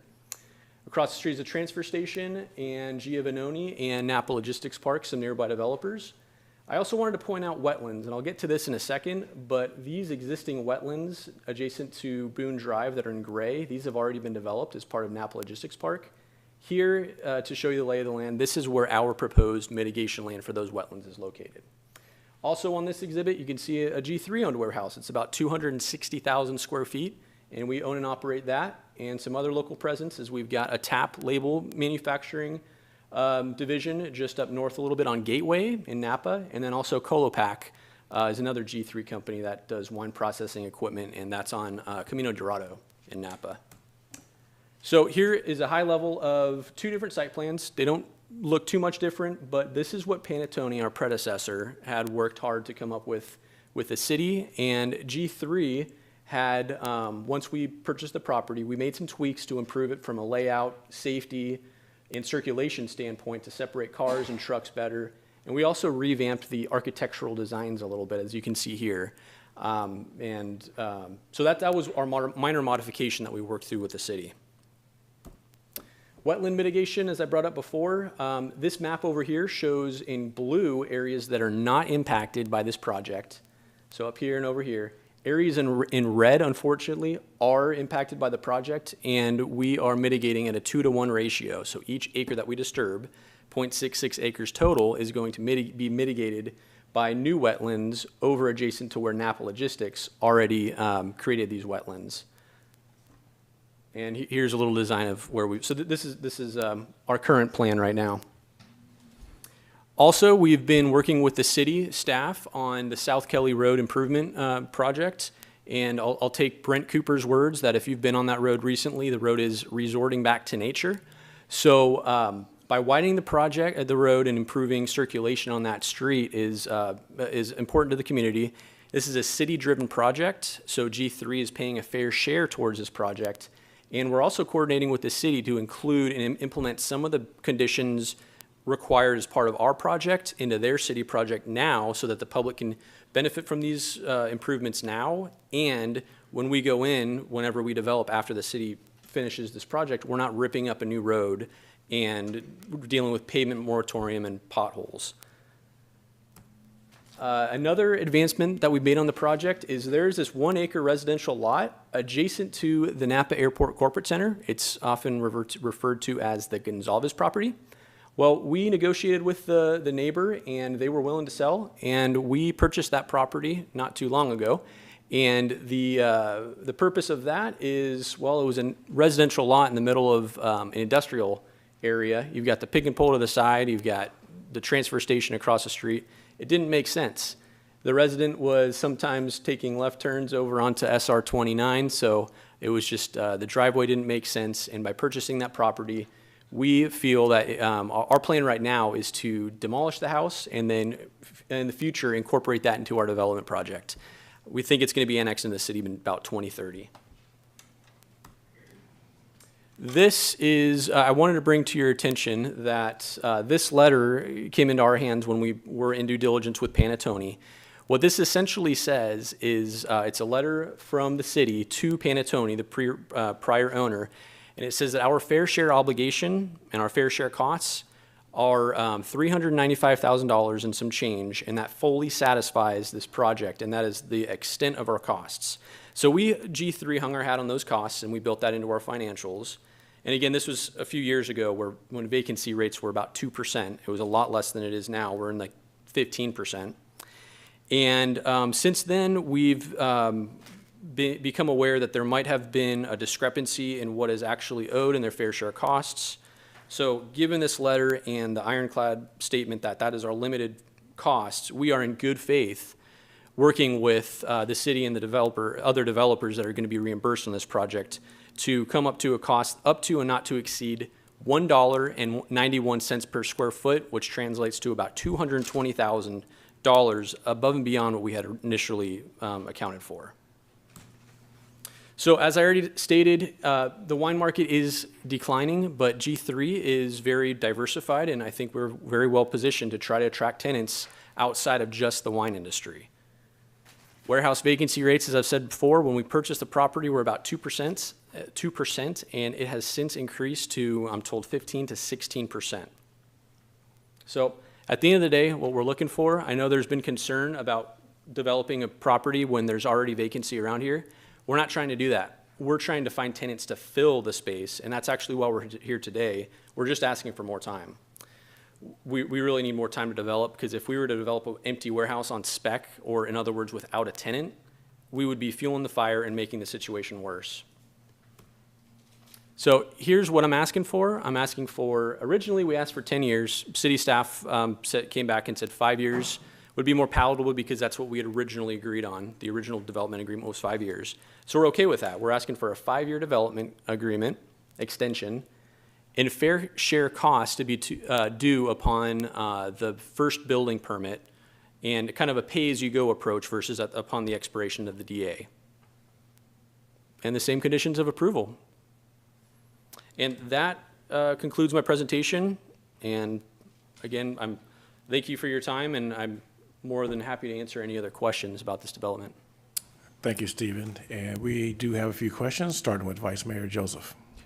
Steve, when you say the same conditions of approval, does that reflect the amendments that staff has plugged in? With the exception of number 4.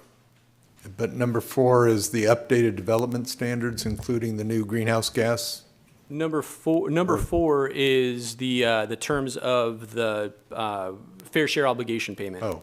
So once, all I want to do is defer the payment of those, Okay.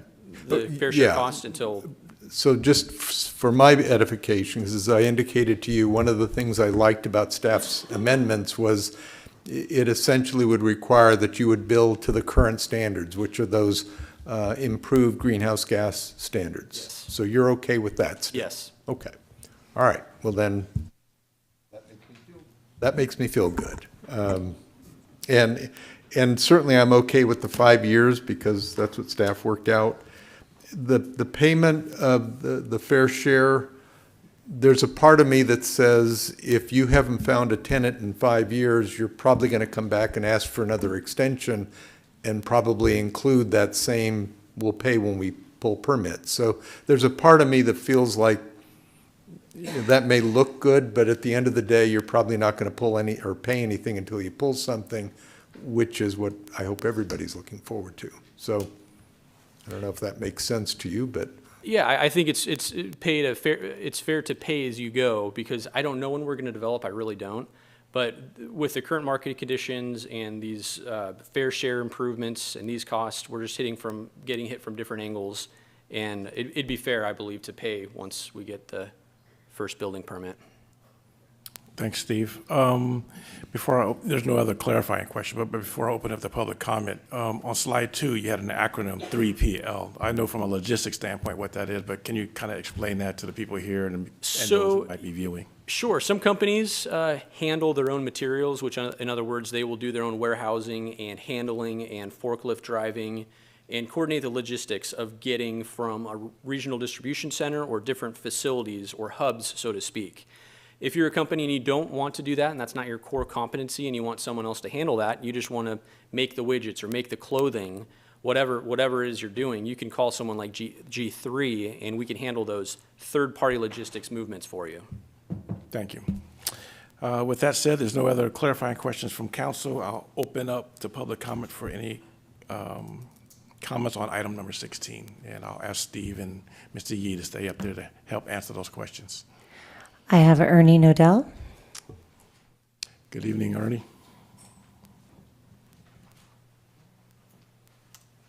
Good evening, Council. I'm Ernie Nodell with Orchard Partners. We were the developer of the Napa Logistics Park. We worked with the predecessor to G3, Panattoni, for many years on providing a number of infrastructure improvements for the city of American Canyon. When G3 came in, we've had a good relationship with them. We think they're a very respectable and honorable developer.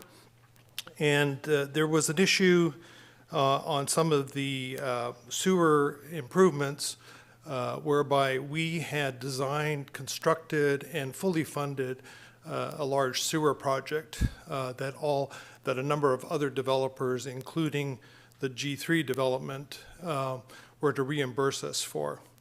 And that's been recognized in their design permits. They're very well aware of these reimbursements, but there was some discrepancy on how much those reimbursements would be. So we had some discussions. We have come to agreement, as Steve had stated, that we will actually lock in their reimbursement at $1.91 a square foot for each of the buildings that they are planning to build, and we will be very satisfied with that contribution from G3.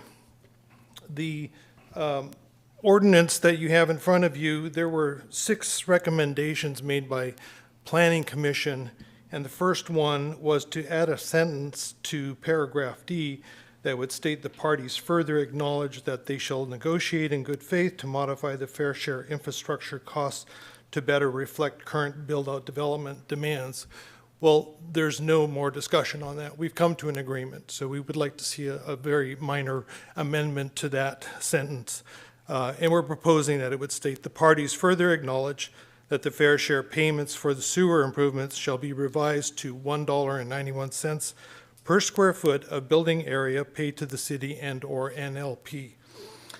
And then item number 4, As Steve had stated earlier, the city had requested that the payment of the infrastructure reimbursements would take place either at the issuance of the first building permit or at the end of the 5-year extension of their development agreement. That's contrary to the agreement we have with the city. In fact, our agreement with the city is when a developer builds a building, they will collect the reimbursement, and then they will pass that reimbursement back on to us. And we're just going to honor our original agreement. We don't want to have to lock them down into paying things earlier than they need to. We're happy to wait for our money. It's just what we had agreed to with the city. I've created the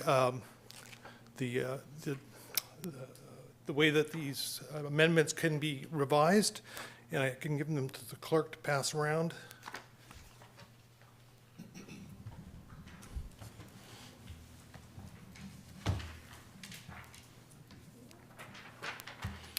And Ernie, are you done, or did you need a little bit more time? Just say we're very supportive of this project. Thank you. Thank you, Ms. Nodell. Any other public comments, Madam Clerk? I have no other speaker cards and no hands raised online. Thank you. Okay, then I'd like to close public comment and return to council for item number 16 for any additional questions, statements, questions, or an adoption. And I will start with Council Member Oro. So I'm confused, and this is probably for Mr. Lay. We were just handed this piece here. It says that the sewer improvements shall be revised to $1.91 per square foot, or paid to the city and LLP. I thought you were arguing that you weren't in agreement to that. Is that correct? No, we are. I know that there's a pending lawsuit regarding this. My biggest concern is just getting this development agreement extended. So what I can't have is a pause in deliberation for these costs, because I know the city is working with, there's a lawsuit going on. So if we can handle this $191 per square foot and get this passed before the deadline of next meeting and not delay this development agreement extension, then yes, that's. So can you go back to your previous slide with the $220,000 and help me understand? So what I wanted to point out here is that when we purchased the property, we were under the impression that we would be locked into a cost of $335,000 dollars for sewer improvements. I wanted to point out to the council that we are in good faith increasing this cost to $220,000. By $220,000. Sorry. So this $335,000 is going to go up to the neighborhood of $555,000. Is that related to the $1.91 per square? 100%. If you take the 290,000 square feet of warehouse, multiply it by 191, that's how we come up with the 335 plus 220,000. Is that I apologize for not making that more clear on the slide. Right. And is that why the previous speaker isn't fully supportive of your project?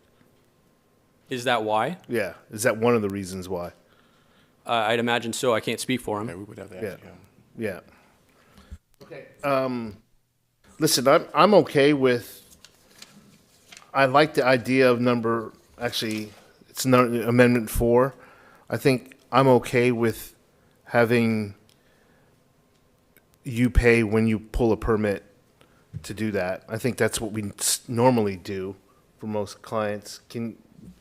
Hawley, So can it you has- clarify? I mean, This provision has sort of two triggers. It has the more normal trigger, if you will, time of issuance of building permit, and then an extra trigger that says, and if, the agreement comes and goes and they haven't pulled any permits, there's still the obligation to pay the fair share. So what the applicant with Steve has been advocating for is to strike that second half of that provision and to just pay if and when they pull a building permit. And the second half of that would go away, so there would be no obligation in the event that no building permit was issued.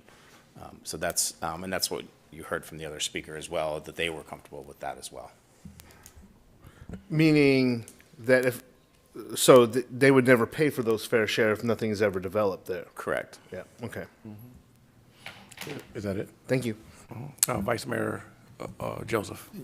Yes, I mean, well, there's a part of me that is always happy when all the people presenting are on the same page. And I'm okay with, paying it when you pull permits versus at the end, because theoretically, at the end of the 5 years, if we don't extend it, your entitlement, everything just kind of goes away. So you're starting from ground zero. So I'm okay with that half. As for the $1.91, I'm inclined to ask staff or a city attorney, if we agree to $1.91 in this case, is that any kind of a precedent or have any impact on anything else that's being worked out? Okay, as you're aware, we've consistently advised since November of 2024 that the reimbursement rates. Mr. Ross, your microphone? It's on. Yeah, a little closer, yeah. Okay, sorry. As you're aware, since November of 2024, we've advised that the reimbursement schedules have to be, to be revised to reflect what's actually happening on the ground. In this instance, between these two parties, if that's the agreement that's been reached, it resolves the issues between these two parties. Okay. So it isn't binding one way or the other with the other parties? This is only concerns the two parties that have appeared before you. Okay. And the representations that have been made. Perfect, thank you. Thank you, Mr. Ross. Seeing no other questions, I guess the ask is to adopt a waiver for the first reading for this docket item. So, yeah, procedurally, what the staff recommendation is to do what's known as waive the first reading and read by title only. And so what that means is you wouldn't read every word of the ordinance, you could just read the title of the ordinance. So procedurally, that's where it is. So there were two, I think, sort of cleanup things that we need to get clarified. Right now, the way the ordinance and the agreement reads, it still requires the payment, even if a building permit's never issued, and it says the parties are going to work in good faith to figure out these reimbursement amounts. So if the council wants to change either of those, you would need to put that into your motion.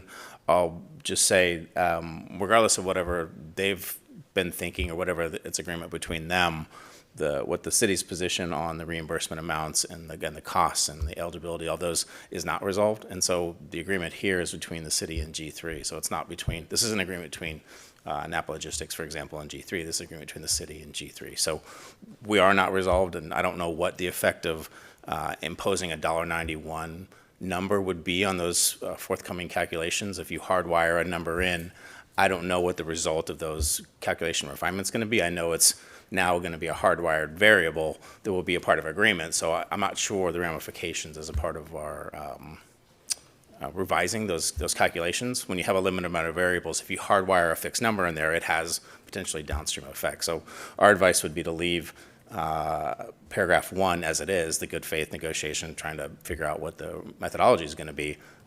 But staff is fine if you wanted to take out the part where it's the must pay if no building permit's issued. But the minus of the must pay, I mean, tonight's ask is that we adopt a waiver of the first reading. Is that what this is about, correct? No, it's the whole thing. Yeah, Okay. it's the whole thing. Yeah, because the ordinance approves the agreement. So you're waiving just the sort of oratory nature of reading the whole ordinance, but you would be approving, subject to a second reading, you would be approving the agreement. Okay, thank you. With the changes that you are agreeable to. Okay, thank you. With that said, I will entertain a motion.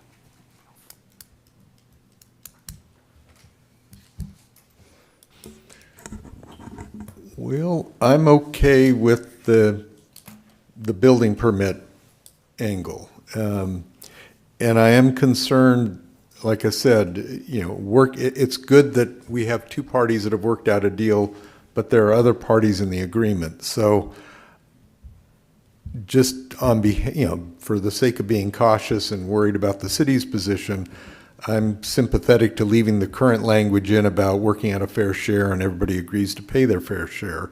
But I'd be happy to revise Amendment 4 to simply say, you'll pay your fair share, you'll pay your infrastructure costs prior to issuance of a building permit. And so, Vice Mayor, if you wanted to make a motion to that effect, I'll bring back the point that we will have a second reading on this. And so I think you can restate the recommendation with that added notation about a modification to, what is item number 4 related to the payment only occurring if issuance of building permit. And we'll come back with a modified version of this at the final reading. So we don't need to have the exact language here because there will be at a final reading. We'll make that touch. But he's also making the motion to reading the ordinance number and then suggesting those modifications. Right, so I'm just going for, item 2, not both recommendations. Correct. And, no, I understand. I'm just saying you can, Yeah. Oh, okay. you can say that. You don't have to be super precise with your language because we're going to take your intent and bring back in the second reading the exact version of what we think you said. All right, well then I will make a motion that we waive first reading and read by title only and introduce an ordinance to approve a 5-year extension to the Napa Airport Commerce Center Development Agreement from September 3, 2025 to September 3, 2030, located at the southeast corner of Devlin Road and South Kelly Road, APN 057090086, file number PL 25-0008, with an amendment indicating that the developer shall pay their fair share of infrastructure costs prior to the issuance of a building permit and not necessarily at the end of the 5 years. Thank you, Vice Mayor. I'll second. We have a second. Can I get a roll call, please, Madam Clerk? Councilmember Lambertina? Yes. Councilmember Oro? Yes. Vice Mayor Joseph? Yes. Mayor Washington? Yes. Thank you, Steve. Thank you, Mr. Yee, and thank you, Mr. Nodell. Thank you. We will move to our business item. We have 3 business items. Item number 17, the parking restriction on Broadway and in the municipal lots. Hello, Erica. Good evening, Mayor, Council, Community of American Canyon. Erica Almond-Smithies, Public Works Director. I also have the Police Chief, Rick Greenberg, here behind me.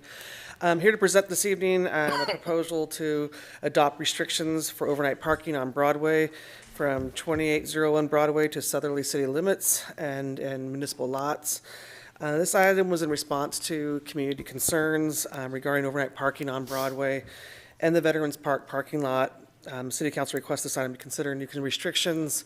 I met with the police chief earlier this year, and we discussed possibilities, and the initial approach was to limit the park hours or the parking hours on Broadway and in the parking lot between the same hours that are approximately, dusk till dawn, so 10 p.m. to 6 a.m. along the stretch of road. And also, we've had other concerns at other municipal lots around the city, City Hall, Benton Way, where residents sometimes park their vehicles overnight, or trailers or utility trailers, so broadening the parking restriction to all city lots, with the first addressing, of course, along the Broadway area of Veterans Park. There's 2 resolutions in front of you. One's for the parking restrictions specifically on Broadway and for the parking restrictions in the municipal parking lots, since they're 2 different ordinances in our municipal code.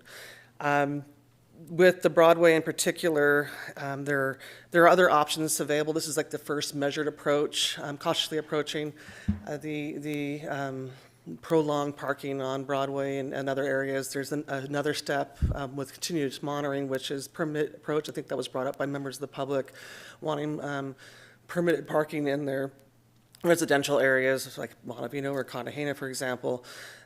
But those are usually reserved for larger cities such as San Francisco, Oakland, 500,000 to 1 million people, compared to the size of a city of American Canyon. So we don't want to take that approach so quickly right now, jumping the gun, so to speak. And also a lot more enforcement action by the chief and his staff and his team. So the first approach is this measured one of just typical hours, 10 p.m. to 6 a.m., and go from there, as well as having some robust outreach to members of the public, because it'll be changed. I know when we brought the skate park, there was neighbors parking in the parking lots, and these parking lots are for everyone to use. So when the hours are of the park being open. So with that, I'm here to answer any questions and/or the police chief here to my right that you may have on this item. Thank you, Erica, and I'm sure that the community members in the Montevino area will be much appreciative of these ordinances coming down, so thank you for looking into it. One quick question I have is that I know that Broadway is probably considered one of our major thoroughfares, so I'm curious as to if that is the only reason why, for that park area, that we're doing the parking, or are we going to address the other parks in the city as far as hours of, or times being spent parking by the park, or overnight parking at those parks, or is that two separate items? You mean the on-street parking restrictions? Yes. I don't believe we have the same issues. Some of them are more deep in the residential areas, where this is more of an arterial, major collector road, so you have more cars movement. The concern that brought to us was the fact that we have a high-density housing unit at the edge of our city limits that we're worried about. There's 3 parking spots. Not to put the project on site, but the Home Key project only has 5 on-site parking spots with the facility, if I recall, and one of them's an ADA parking spot. So there is a very big concern that there's going to be overflow parking and it's going to creep into the city limits. The other areas of the city where there's parks, it's more residential neighborhoods, so I'm not sure we're having any issues in those locations. So at this time, we're only looking at Broadway as being more of a concern as far as on-street parking restrictions. Okay, and the reason I ask, I know that when Vallejo first submitted for this turnkey project, they made claims that, there's no Vallejo parks near this location, all right? But they failed to acknowledge that, there is an American Canyon Park near this location. So with that said, I'm glad that we're moving forward with creating an ordinance to give our police chief and the police officers of our city more teeth to be able to address issues in that area. With that said, for clarifying questions, Vice Mayor Joseph. Yes, thank you, and I agree. I think this is a good initial step. I think the biggest concern is going to be overflow parking at the Veterans Park and along the strip, so I certainly think it's the right thing to do.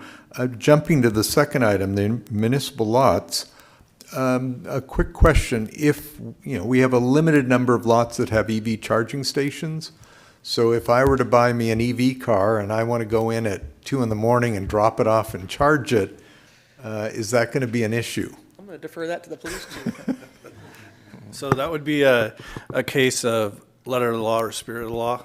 So for those of you that don't know what that is, the letter of the law is a fine line in the sand. This is the law. This is the way we're going to do things. Your car is getting towed immediately. Spirit of the law would be like, okay, this is a first-time offender. There's an EV charger here. They're helping the environment by charging their vehicle. Let's let them charge their vehicle. Okay. They're not camping in it. We do have a no camping policy, ordinance in American Canyon already in place. So these signs are just to help reiterate that as well. So. And then if I leave the car there too long, the idling fee will get me, and that'll be the motivator.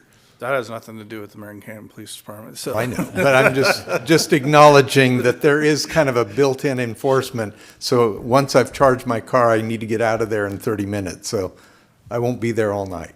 Thank you. Yep. Seeing no other clarifying question from council, I'd like to open it up to public comment for item number 17. Madam Clerk, do we have anybody with the cards? William Baker. Good evening, William. Mr. Baker.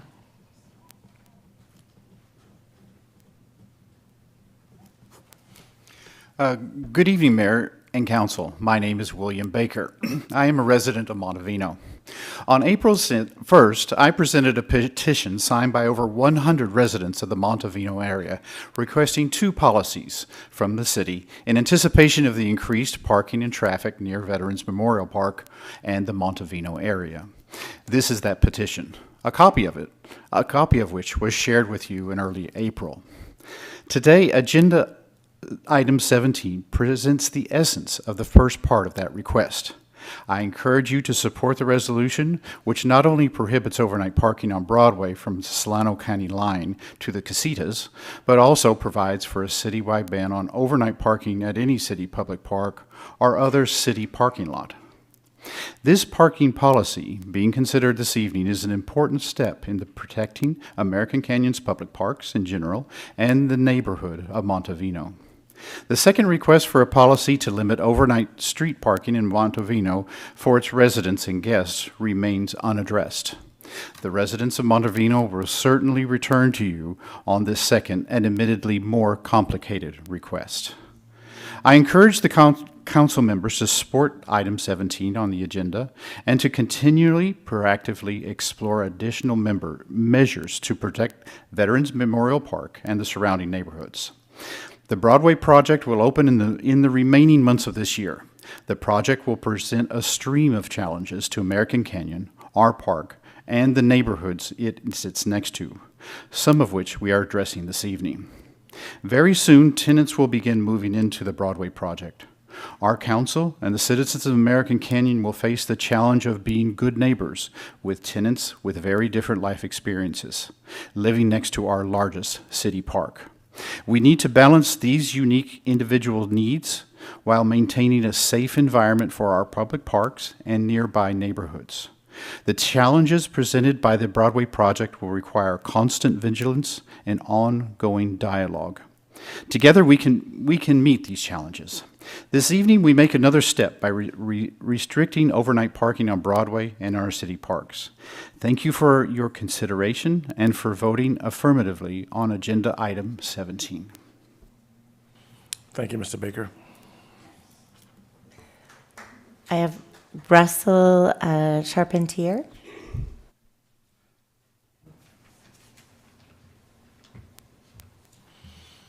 Good evening, Russell. Good evening, Mayor Washington, City Council, and fellow citizens. I just wanted to amplify William's comments. I'm wholeheartedly in support of this parking ordinance. But quite honestly, if they can't park next to the park, where are they going to go? We're right into Montevino. So I think an essential part of this is parking permits, resident parking permits. The project, as we know it, is going to create a multitude of problems. 48 units with up to 96 residents with, 3 resident parking spaces, and they're going to have friends, and their friends are going to come over and visit because there's no security. There's no psychiatric services. There's no sobriety requirements for residency of this. And this is going to have a tremendous impact on American Canyon's southern border and all of us that live there and anybody who wants to come to that park. So I know we've had discussions on this for, well, their project's 2.5 years behind schedule now, so we've been talking about this for some time. But this is going to be a major issue. I think we need to get out ahead of it before it becomes a major problem for all of us. And it's going to severely impact Southern American Canyon here on our border. Our neighbors have been so nice to build this facility to share their issues with us, and their police department is wholly inadequate to deal with this. This Mulberry Project Commons up in Sebastopol, the police department is overwhelmed with a variety of suicides, arrests, unwanted subjects, drug complaints, medical aid, fights, suspicious circumstance calls, and this is going to have a huge impact on us. So we need to do something to get ahead of this before it becomes out of control. That's all I want to say. But I'm sure we'll have further discussions on this. Thank you so much. Thank you, Russell. I have no other speaker cards, and I do have one hand raised online. Okay. Justin, go ahead.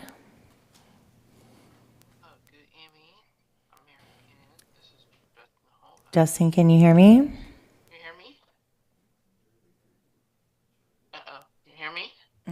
I can hear you barely, Justin. Can you turn up your speaker? Yes, 1 second. Now you hear me?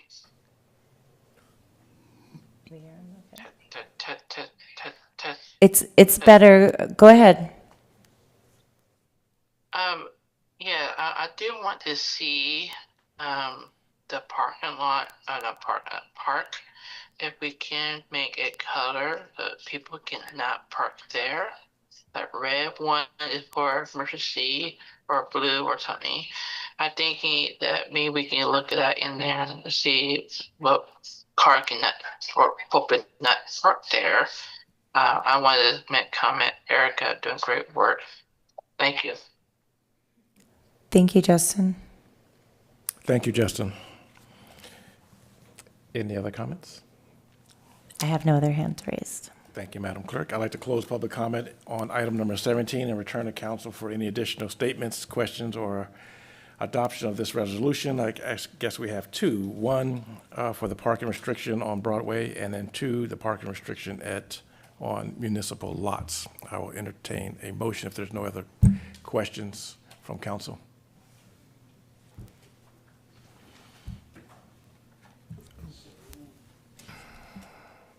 There's no other discussion.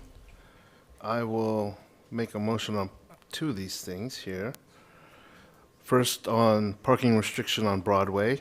So I'll make a motion to adopt a resolution number 2025, a resolution of the American Canyon City Council restricting overnight parking on Broadway from 2801 Broadway to the southern city limits. I'll second that. Thank you. We have a second. Can we get a roll call, please, Madam Clerk? Councilmember Lamatina?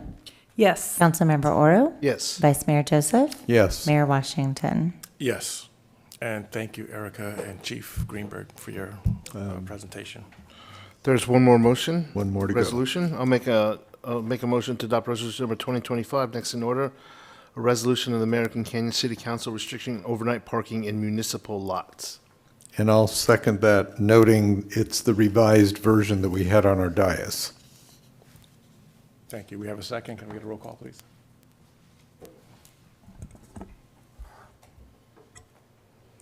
Councilmember Lamatina? Yes. Councilmember Oro? Yes. Vice Mayor Joseph? Yes. Mayor Washington? Yes. And again, thank you, Erica and Chief Greenberg. Next, we'll move on to our business item number 18, Business License Fee Program. Looks like it'll be Jim Cruz. And I think Jim has, do you have a presentation, Jim, or no? Yes. Yeah, she does.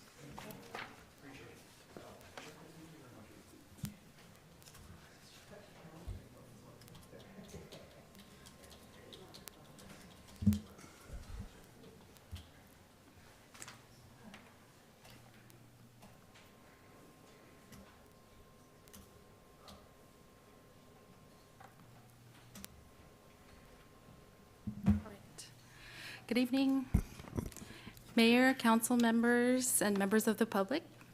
I'm Jem Cruz, City Finance Director. Today we'll be providing an overview of the business license program with the focus on the nonprofit community events and mobile service vendors.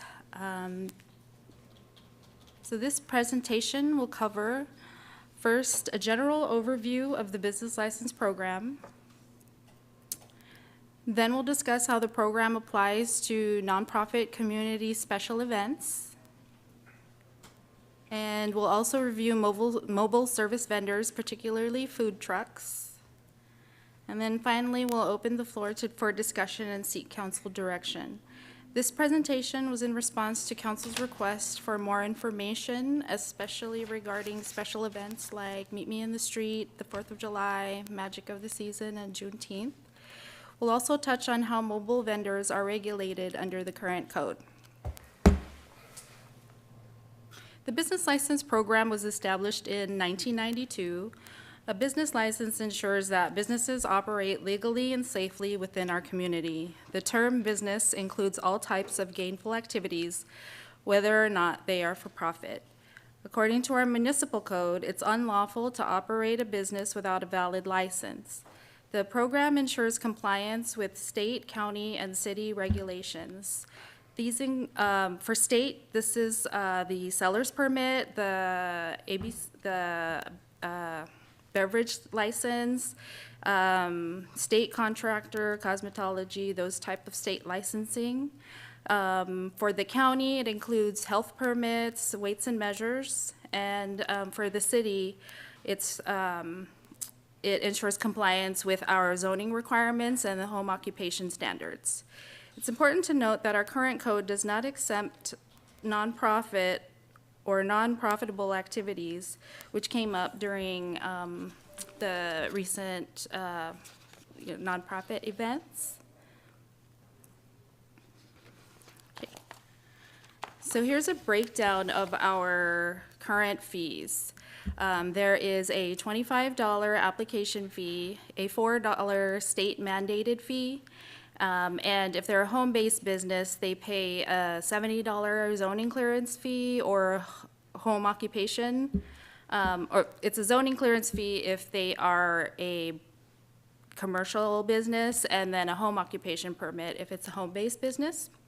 And then we categorize businesses into 3 classes. Class A includes retail, manufacturing, and wholesale. B is restaurants, barbers, and hotels. And C is real estate, financial, and medical services. So in addition to those other fees, they would pay based on gross receipts, depending on the category.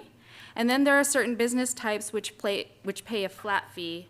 An example of that is the peddler solicitor fee, whose rate is at $200 per year. The peddler fee was set in 1992 to encourage brick-and-mortar establishments and level the playing field, as mobile service vendors typically have lower overhead costs.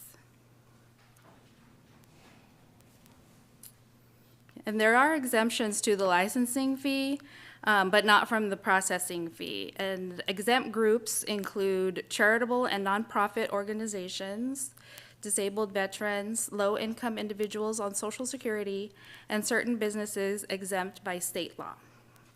The $4 CAS fee supports accessibility compliance and helps local jurisdictions hire certified access specialists, mostly having to do with ADA compliance. The $25 processing fee helps recover administrative costs.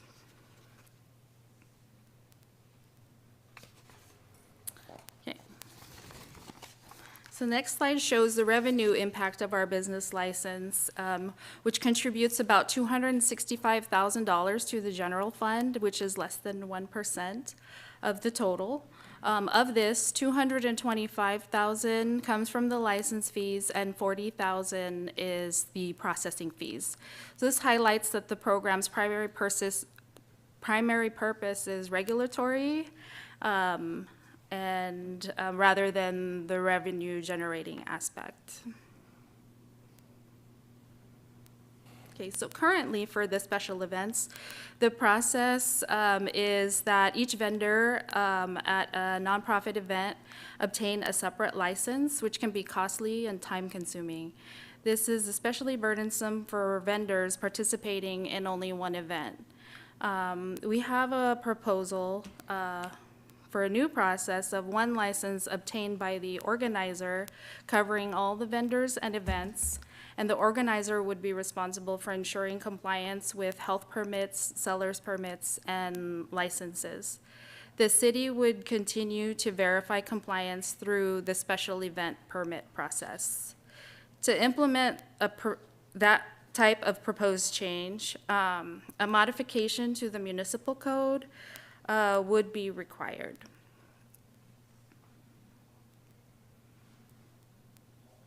For mobile food vendors, so this is mobile food vendors or food trucks. They offer diverse food options, especially in areas with limited choices like industrial zones. They're required to pay a business license and at the rate of the $200 peddler fee, in addition to the processing charges. And we'll also need to consider their operational requirements, like where and when they can operate, proper county health permits, and DMV insurance, or DMV, we also ask for like a DMV printout of each driver and appropriate insurance. And as for the next steps, we're seeking council direction on whether changes should be made to the current fee structure or process. If council desires reduced fees for food trucks, a more comprehensive review, including input from interested parties such as restaurants and commercial shopping center owners, is suggested.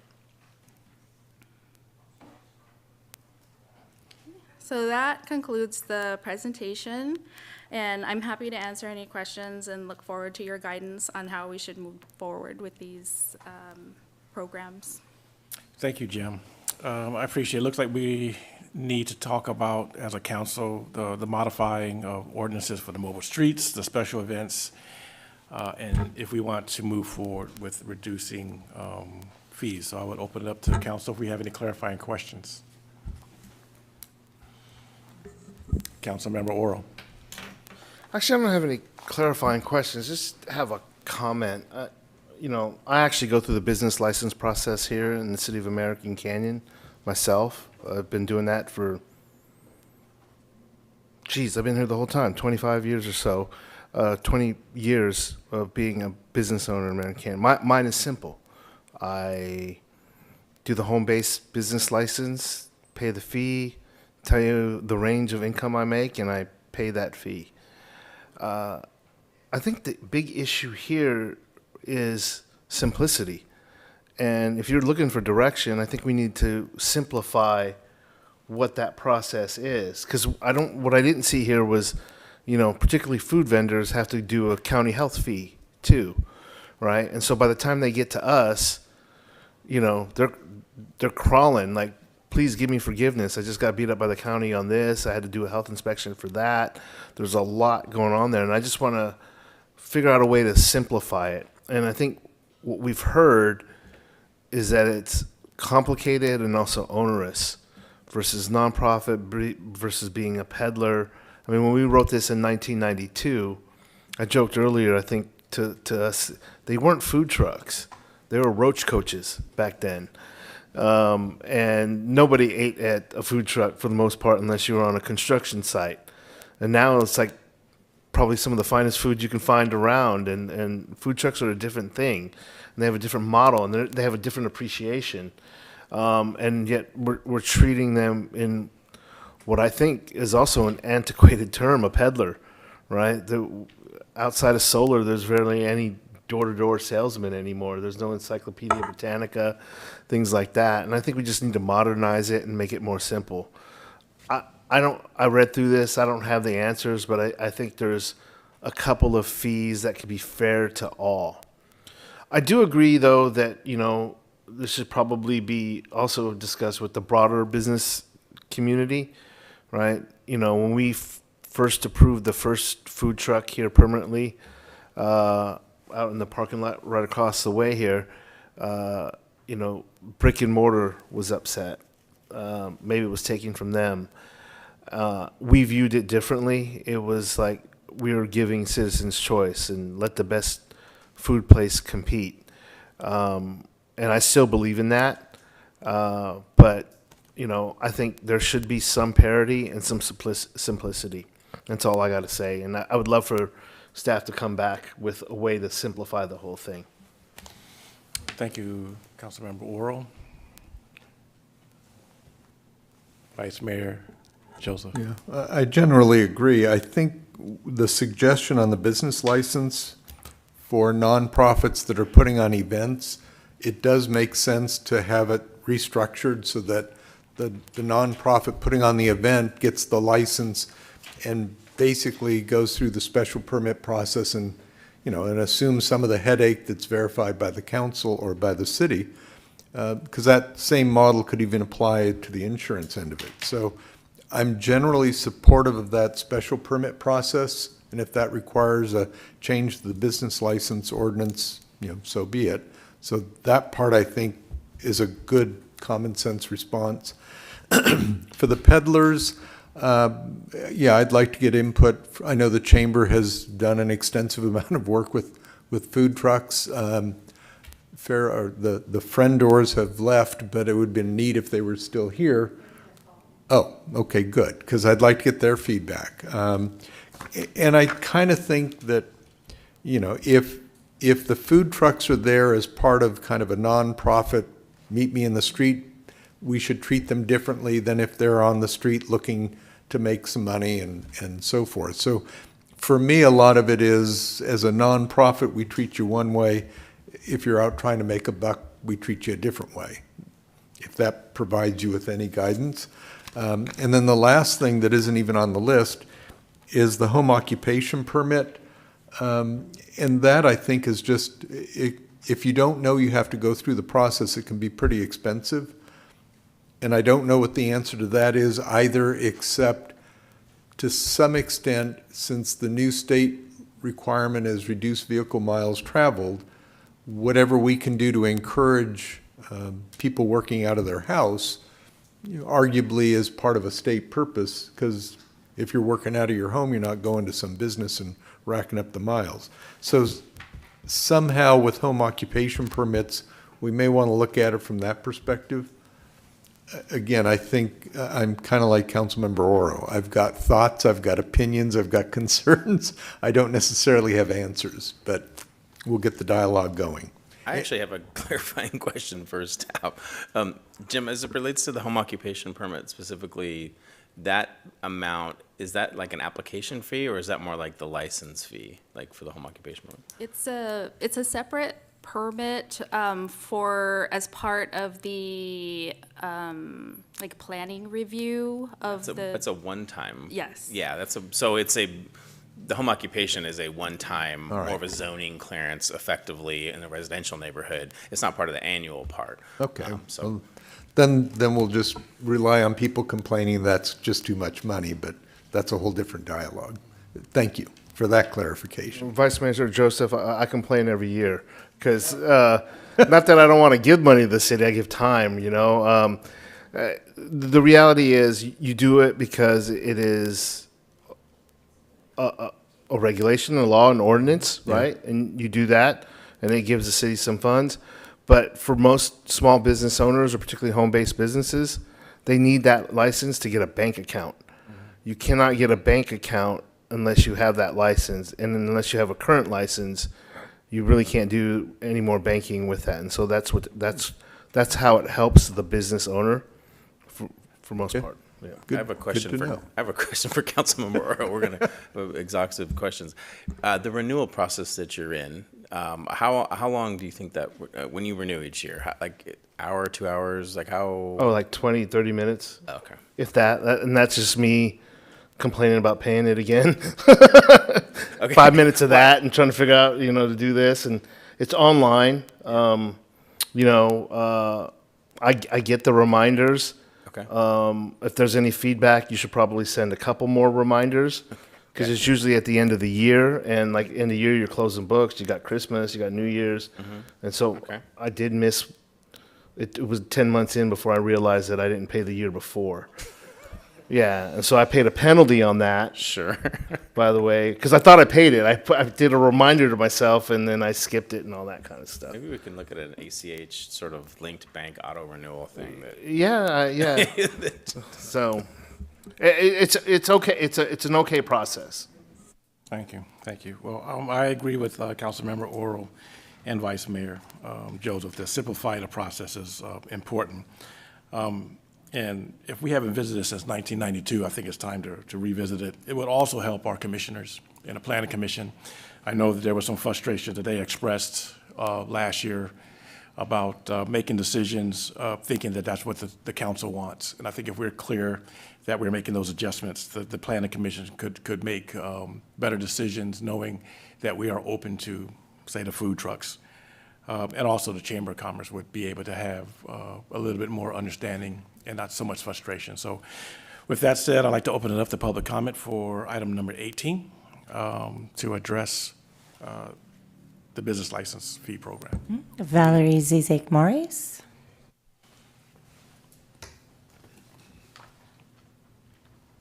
Hello, everybody. Valerie Zizek-Morris, President, CEO at the American Canyon Chamber. I'm very excited to see this on the agenda tonight. There is a lot of backstory to where we got here today. As the Chamber of Commerce, we 100% support people having business licenses and operating legally within our community. And that's something that we believe is necessary. When it comes to Meet Me in the Street, that is a completely different entity. And as we are popping up close to 200 businesses on the street 3 times per summer, and one of the rules is to make sure that every single person out there has a business license if they're selling items, it becomes very cumbersome for not just myself, but for the city staff that has to issue all of those business licenses. And the $200 peddler's fee for food vendors that are only serving for 9 hours within our community per year becomes costly up against the $600 county food permit that they have to obtain, along with a $150 vendor fee that they have to pay per event to help the chamber pay the cost to put on Meet Me in the Street. So as we're watching this happen summer over summer, it is getting harder to recruit food vendors. Food costs are going up, and everybody's looking for a profit. And if there isn't a profit, we can't bring the vendors in. So this is something that I've had conversations with city staff, council members for months now, just really raising the awareness that it's not the $200 peddler's fee that we're worried about for people that are doing business daily here within our community. It's the $200 peddler's fee that the businesses have to obtain to do business 9 hours a year within our community. So we're asking to be in support and in favor of the overall permit that the chamber would pay the fee for the permit to put an umbrella business license over top of the event, which allows us to track every vendor, share that list with the city, and it would be our responsibility as the organizer of the event to make sure that people are doing legal business, following rules, procedures, same as we do when we pull the Napa County Temporary Food Permit Organizers Permit, where we then gain responsibility on making sure that all of our food vendors are permitted and operating legally. So we are 100% in support of the nonprofit overall permit for the events. And at this point in time, we are not advocating against keeping the $200 peddler's permit for the vendors that are doing business daily within American Canyon, but maybe rewriting that ordinance to make a little more sense for the type of business that they are doing here. So thank you very much, and I appreciate the time to speak tonight.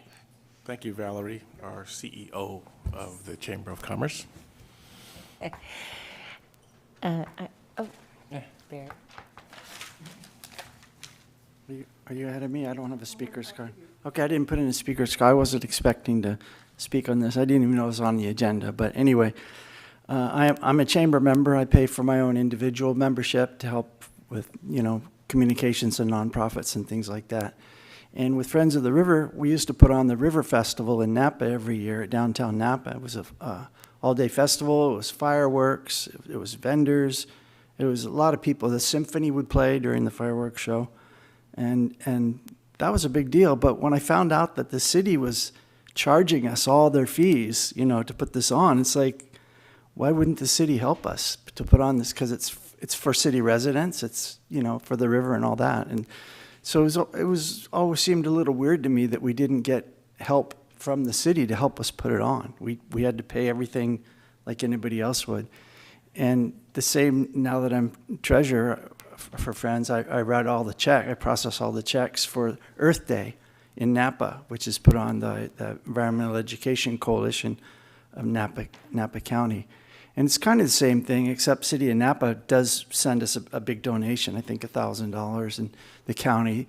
And that, because of the cause, I guess, that event seems to raise a lot of money, which is great, because that's the purpose of it.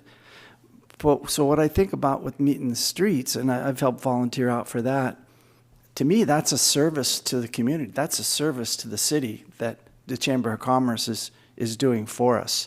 I mean, if you could, I can't imagine our Parks and Recreation Department trying to put on a thing like that with all the staffing that would be required. But I see citizens come, all my neighbors come out, and all the vendors and the nonprofits.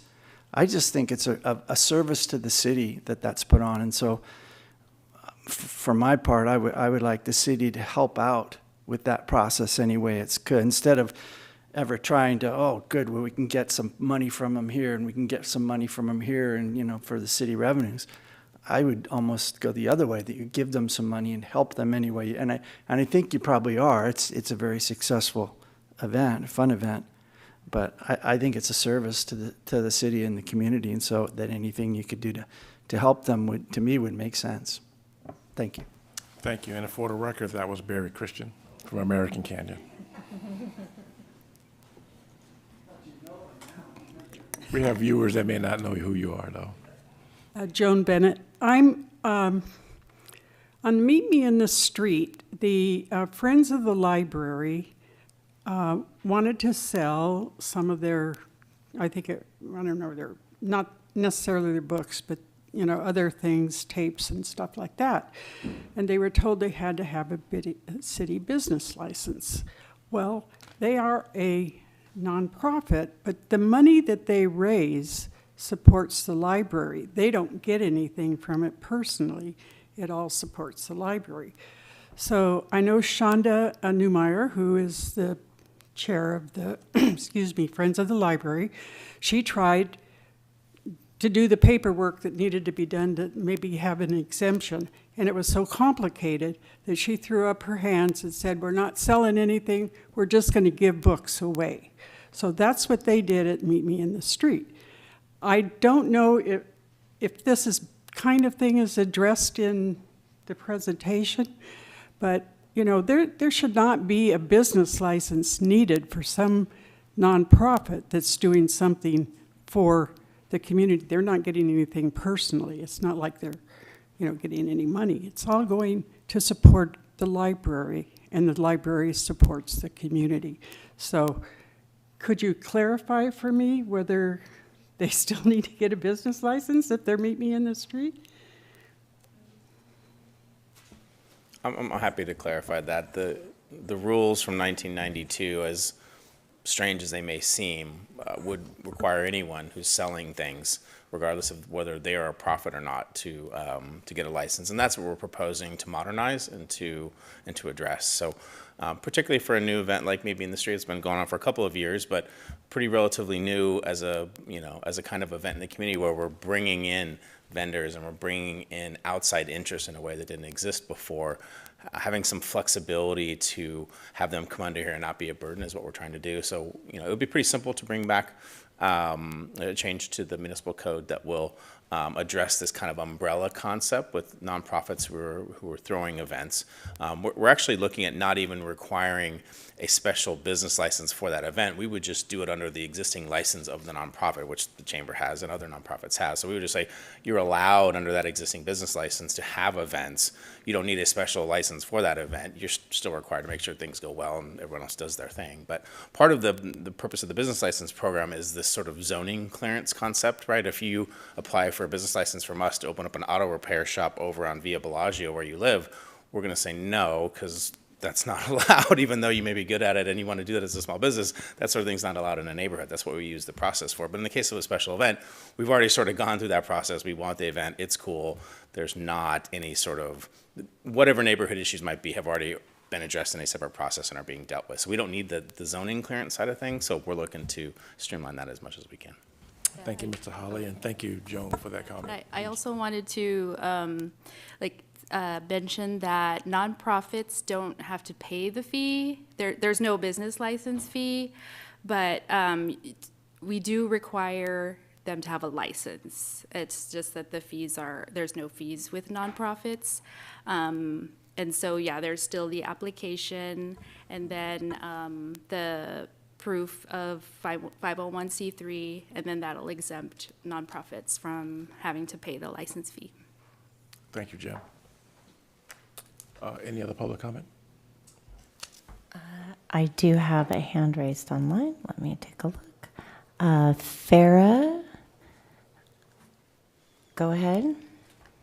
Hi, this is Farah from Friend Doors. I just wanted to share about the food truck community. As you know, there are a few food trucks that are local here to American Canyon, and we do try to work with them for a lot of our American Canyon events. In regards to food trucks for the city of American Canyon, I know that we pay a peddler's fee, which many of our food trucks are not even allowed to peddle or to be a peddler in American Canyon. We've tried a number of times to talk to a few people in regards to having food trucks at events. We did have one at the gas station at one point, and then I think I forgot what happened, but I believe like they had to get an event permit for that, things like that. So we just kind of have not been able to bring in food trucks to the community, even though a lot of the community members, I say, hey, you should park here, you should park there. And we tell them that we cannot park in these areas. So that's kind of like the first thing in regards to like charging a $200 peddler's fee. I know in Napa, if you have a peddler's permit, you actually get like a card that says peddler's permit, and you have to work with the police department to get that card. There's a number of things that you have to do just to get a peddler's permit for the city of Napa. A lot of food trucks park on Sauceville, so a lot of those food trucks actually have permits to be able to park there and in certain areas in the city of Napa. And then in regards to the events, having to bring in vendors, as you know, we're having Manila Munchies in October. Last year, our event was held on private property, but this year it being held on public property, we will end up having to get business license for all these vendors, in which a number of these vendors that I know have already expressed their concerns that if they had to pay for a business license and they're coming to our event just one time, we have vendors as far as Fresno that comes in. So a number of those vendors, are kind of hesitant in applying or being part of our event just because them having to pay for all of these fees, it's just not worth it to them for one day. So that, and then in regards to all these fees, I know they're all due in January, in which January is the slowest month for food trucks, food vendors.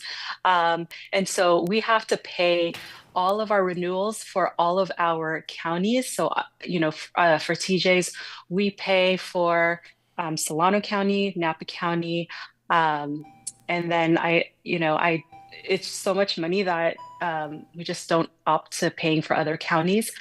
And then we have to pay for our Chamber of Commerce fees. So a lot of fees come out in January, and that's the month that a lot of vendors there's no events that happen. And so for them to have to pay for the business license renewal in January, having to pay for the renewals for their permits, having to pay for upcoming events, because that's when it all starts. They ask you for payments, and it all starts in January. So it's a lot of funds that come out of a small business at a time that we don't have the funds to be able to pay for it. So Farrah, you're at time. Oh, sorry. Thank you. Thank you, Farrah. I have no other hands raised. No other hands raised. I'll close public comment for item number 18, return to council. I know that we don't have an ordinance or a resolution that we need to vote on tonight, but I guess you're looking for a straw vote or some type of direction from us. Maybe I'll just sort of summarize what I'm hearing. You correct me if I'm wrong. What I'm hearing is pretty broad support for this concept of a streamlined approach on special events and having this umbrella where our nonprofits can invite these folks in and not have to go with these individual licenses. I'm also hearing some support for bringing back a conversation with all the stakeholders for food trucks generally, the other 360 days a year, and including restaurants, including shopping center owners, and having that broader conversation about what we want that to look like, and probably having some more information about what that whole program looks like. What do the county fees look like? What are some of the other soft costs involved with organizations like the Chamber or whatever, just particularly, cash flow issues in January, for example. So that would be a bigger conversation, kind of separate, and happen at a later date. But that's kind of what I'm hearing. And correct me if I'm wrong, if you want something else. Vice Mayor Joseph? No, I think that's a good summary. The only other thing, and it's more picayunish, the peddler fee name probably ought, if we're going to amend the business license about the special permit for nonprofits, maybe rename that to like a food truck fee or something. We can work on those, Yeah, those semantics too. Yeah, okay, thanks. Any other questions from council? Well, with that, I'm taking it that you have a. We have what we need, Mayor. Thank you. Okay, good. Thank you. Thank you, Jim. Let's move on to our final business item, number 19, legal services agreement. Mr. Holly.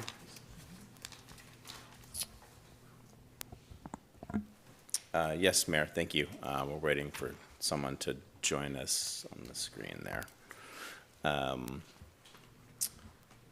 The item tonight is the final step in a process that the City Council has been underway for a couple of months now, under the assistance of retired City Manager Jim Schutz.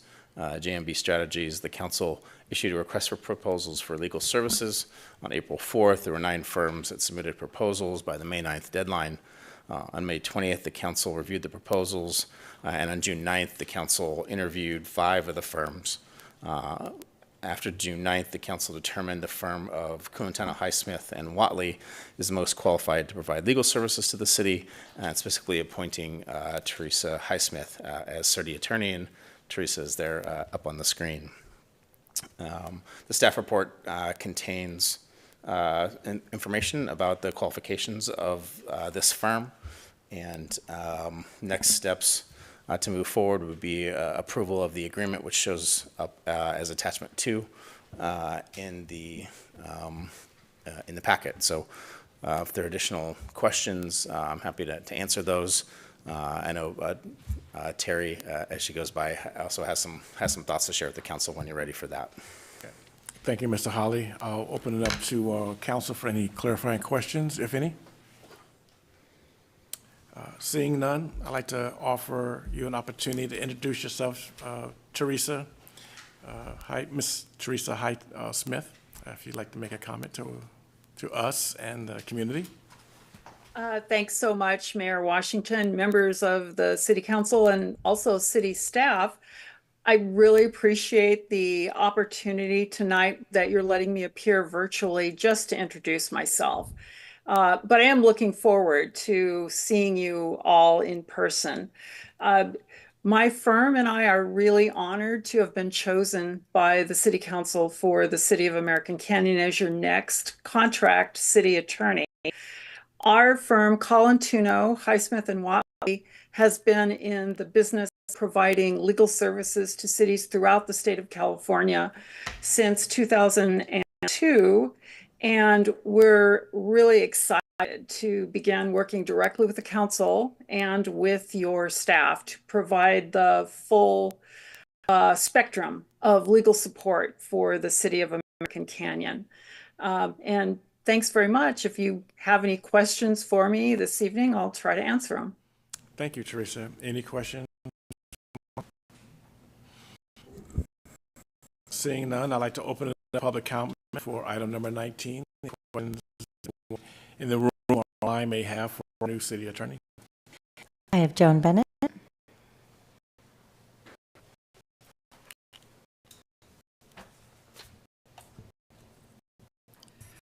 Actually, I'm sorry, just left the room. There is a change that happens in every entity, every home, and so forth. So the council has decided to change in the city, and I'm going to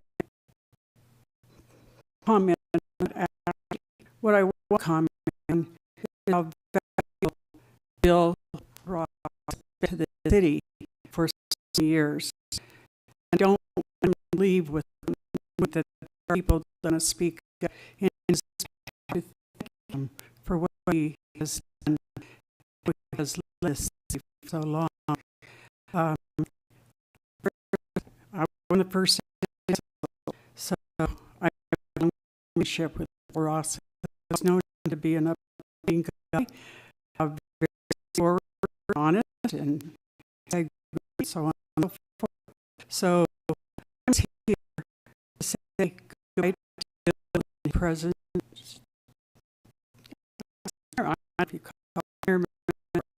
Now the environment has changed. So anyway, that's I'm here I just want the city to know that even though you have decided to change, you are going to be not the knowledge that this man has. You call upon him, stand-up guy he is. You question him about the way.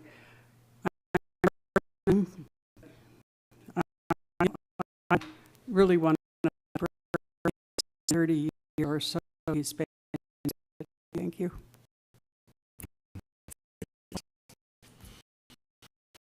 Robert Ray. I don't see him in the.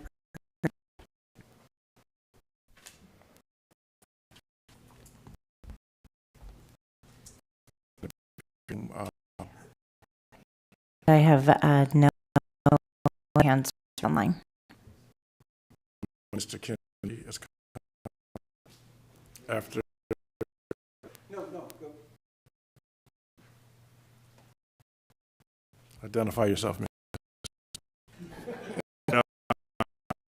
No, it was very similar sentiment. All the work that for many years is done. I don't know. He went through files of commitment.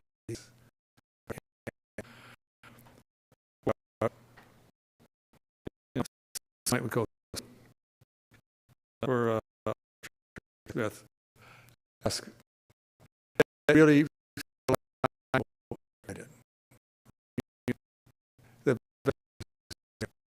we are found there were city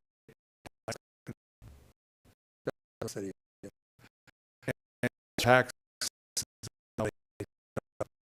and it's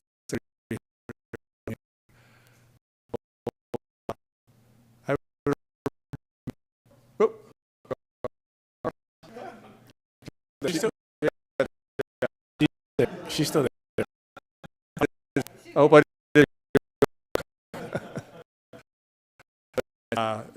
these essential value of American, and to fill in the Bill Ross certainly, but I give credit to council. Extensive search. Of, you know, like we'll look forward to that discussion.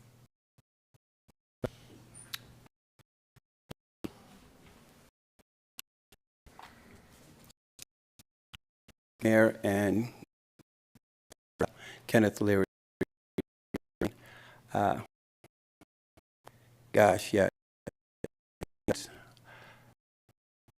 Been with the city since and the city and that time. I know it's being a and a department head. We all serve actually as high and go. Depends. Any new employee, a new law firm, it's up to the city council that the policies of election. Years for a number of cities, I find are not able to come to a consensus or feel that they in the show because they that no city can all of these members with any new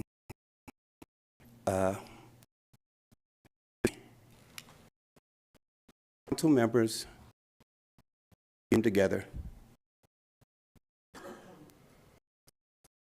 as when the directions then under you don't know how to serve. So I really back the policy members. The people and the policies but must come to agree. That's the difficult part. It's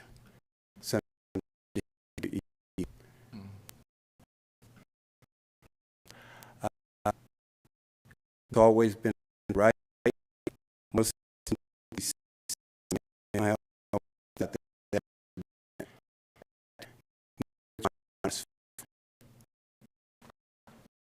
and if you know what you don't have from the device, give it. And I've worked with third and say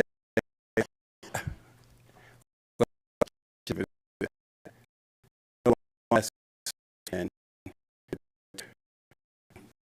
Thank you.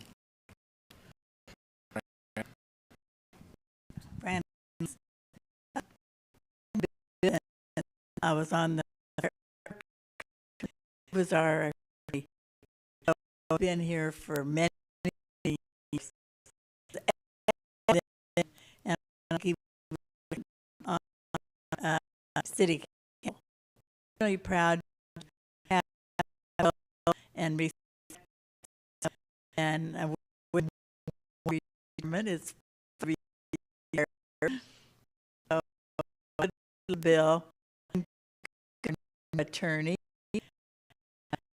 I'm sure she's American Canada because we love the and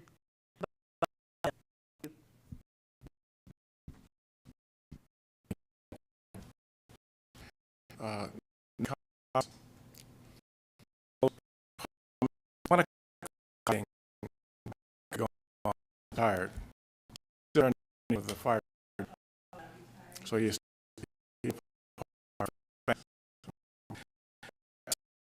walked out because he had that I said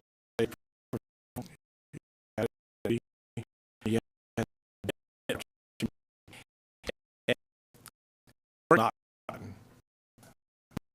and on so and our I want to tell what he's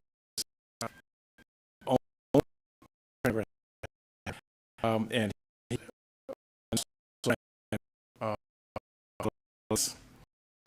and we didn't know, but he was all and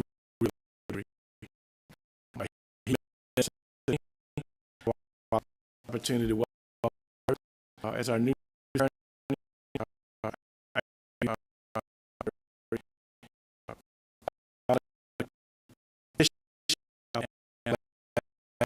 of our team to accept. I'd like to give an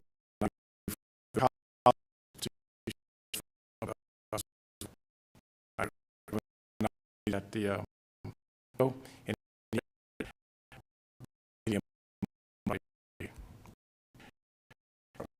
vice. I haven't known, but obviously, for Bill as director and municipal person on his and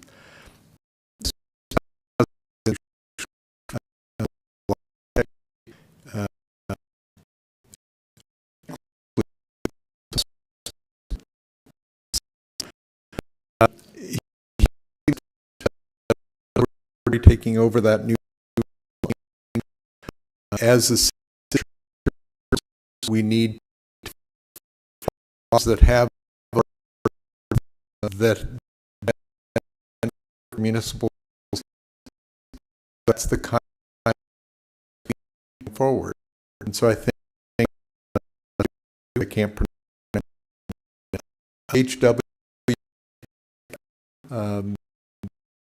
help us out. I think we're going to learn Terry Highsmith just as much, and I think to continue. So I'm looking forward to Terry's arrival. There's a part of me, but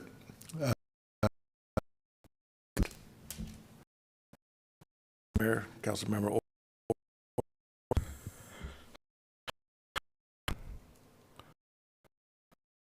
Bill, the first council member, and I think members, he acts as a board as a counselor. Human being, absolutely. I think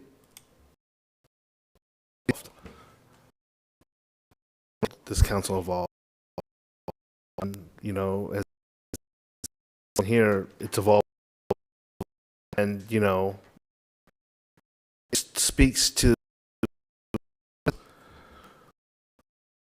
what he does to have he has with this evolving city managers. So I want to wish him great to have. If we talking about legal issues, much more to him, and he really the intellectual of particularly to California. He has other clients, counties, Siskiyou, places happen to go to him, and talking about far California. We're moving forward. I think Terry, in a way, is getting us. So I'm looking forward to still going to be, but not in this capacity. Thank you, Councilmember. Tina. Although I haven't bill was I like I could ask anything, and I know he'll capacity like updated, but and I've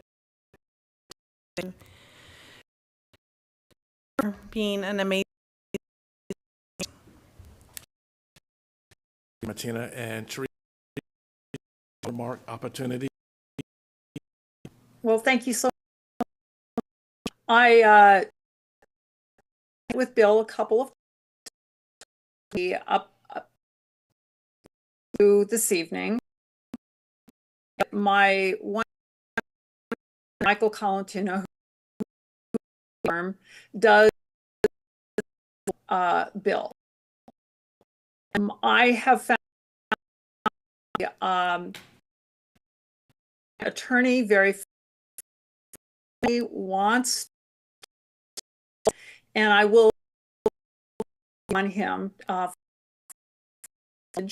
during. So I would do is being pushed out. It's more of a team, and I institutional knowledge. One of the time to get to its unique culture, agree more, never to interfere.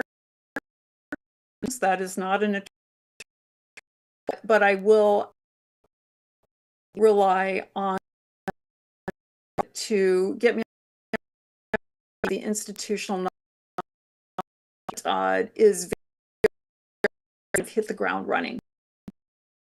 Thank you all for this.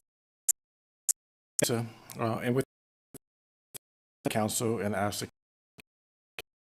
for a motion, minute order to appoint new city. If no one else, I'll make the motion. I'd order this agreement with and Watley, PC, appointing Terry as city attorney. Announce all the names. Correctly or not? Thank you. Well, we have a please, Madam Clerk. Yes. Councilmember Orr. Joseph. Yes.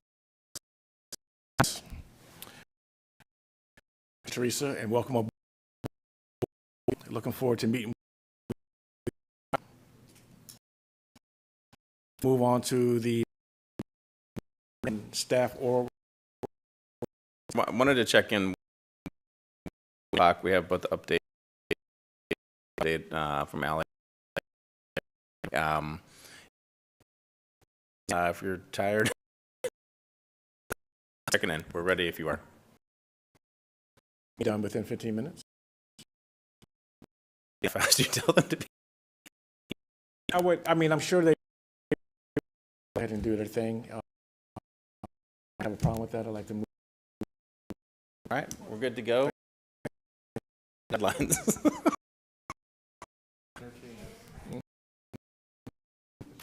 I think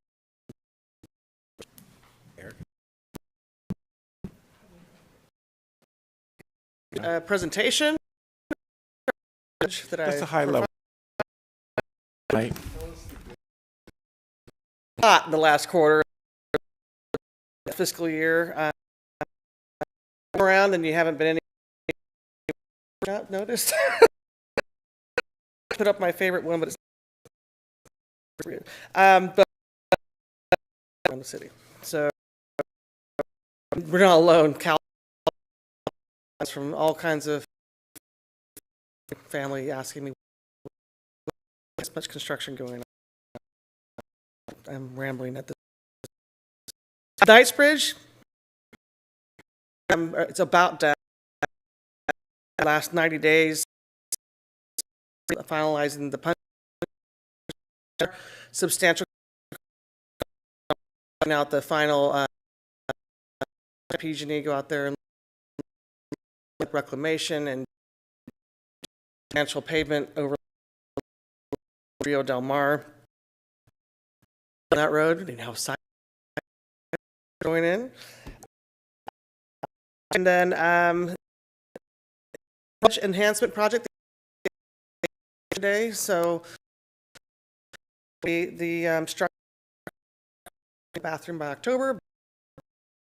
There, Cartagena, man, some residents living on that work in the last 90 years, and are not repaved. Around it, Main Street Park Electrical, and the City Hall, and invoice for the grant. That was all. The biggest highlights, I think, advertise an award to continue the green.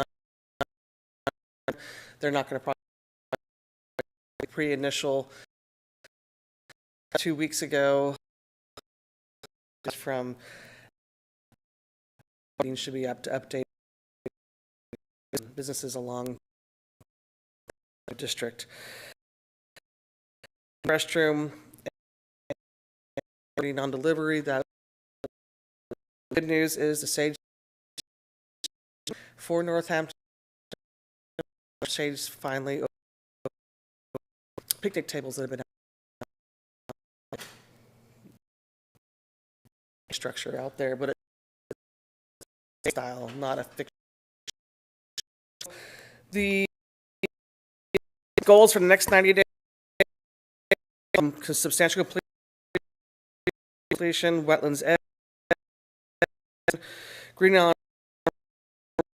Northampton Shade Station, and the Way and long needed SCADA's operation the way time, and then we hopefully to advertise on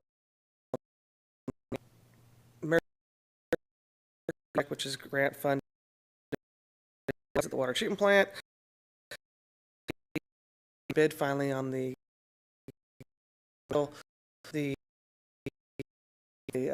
stretch so we can go out to grant application,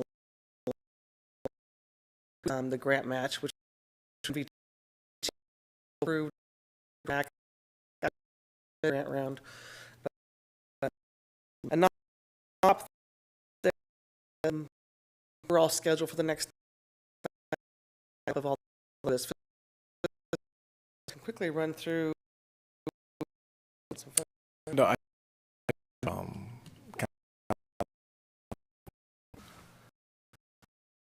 Cartagena? Pothole area? Yes. What was the, because I heard it was a there's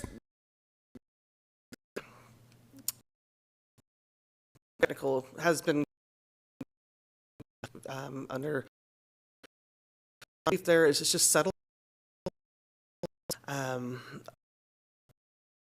spring coming out our shed there's the main trunk lines have except for the settling along this rely on what the geotech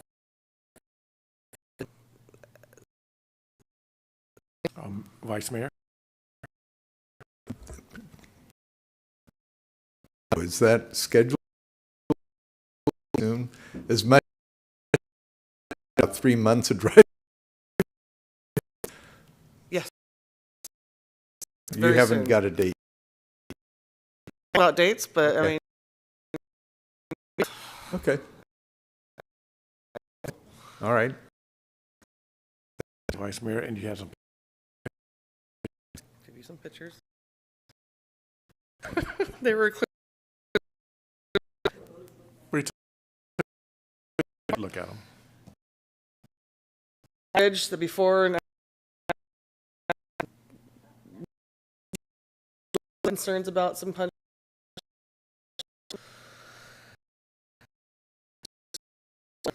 As for the water the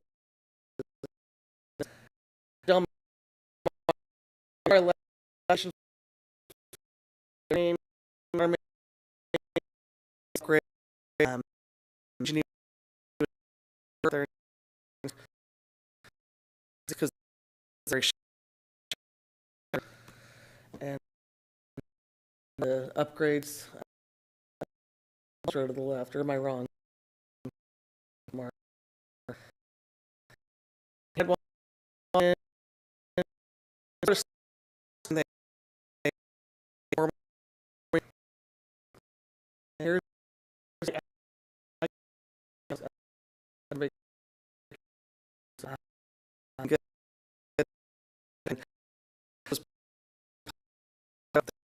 They pouring concrete yesterday.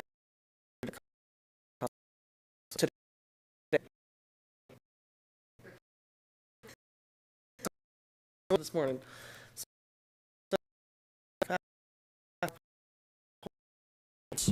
Thank you. It's a team. It's entire department across all the divisions. Good work. Yeah. Ally?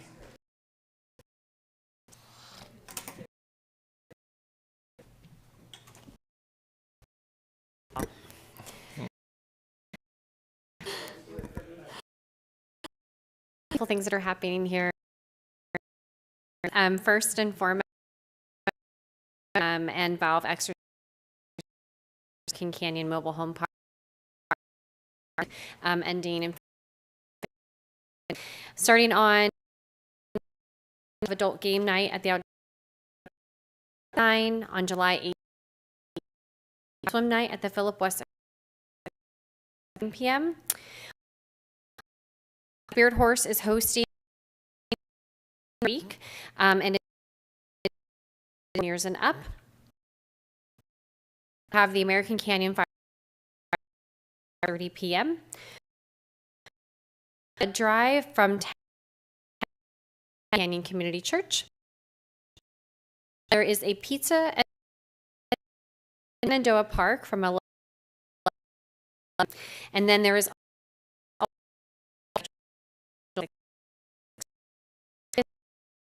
is a free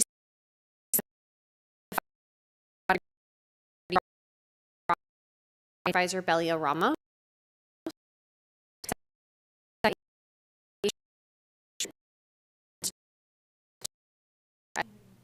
And your calendars is now encouraging and looking for to register and a community. And then the Wall That Heals is coming 14th. Volunteers 15th that is involved, but then we also have companies that are interested and you want to our website or contact the Parks and Recreation registration. We are the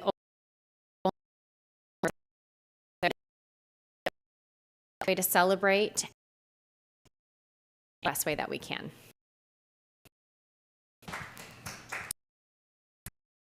Thank you, Mr. Holly and staff. On to city and committee reports. Only got my report.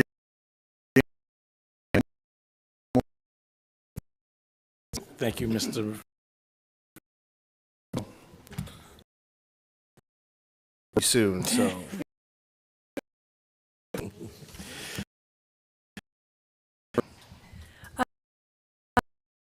Climate with Vice Joseph, and I just community to try.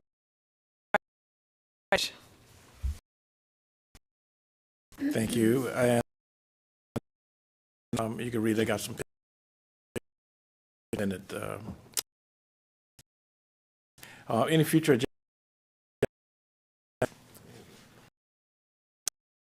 With 3 minutes to spare, we are adjourned.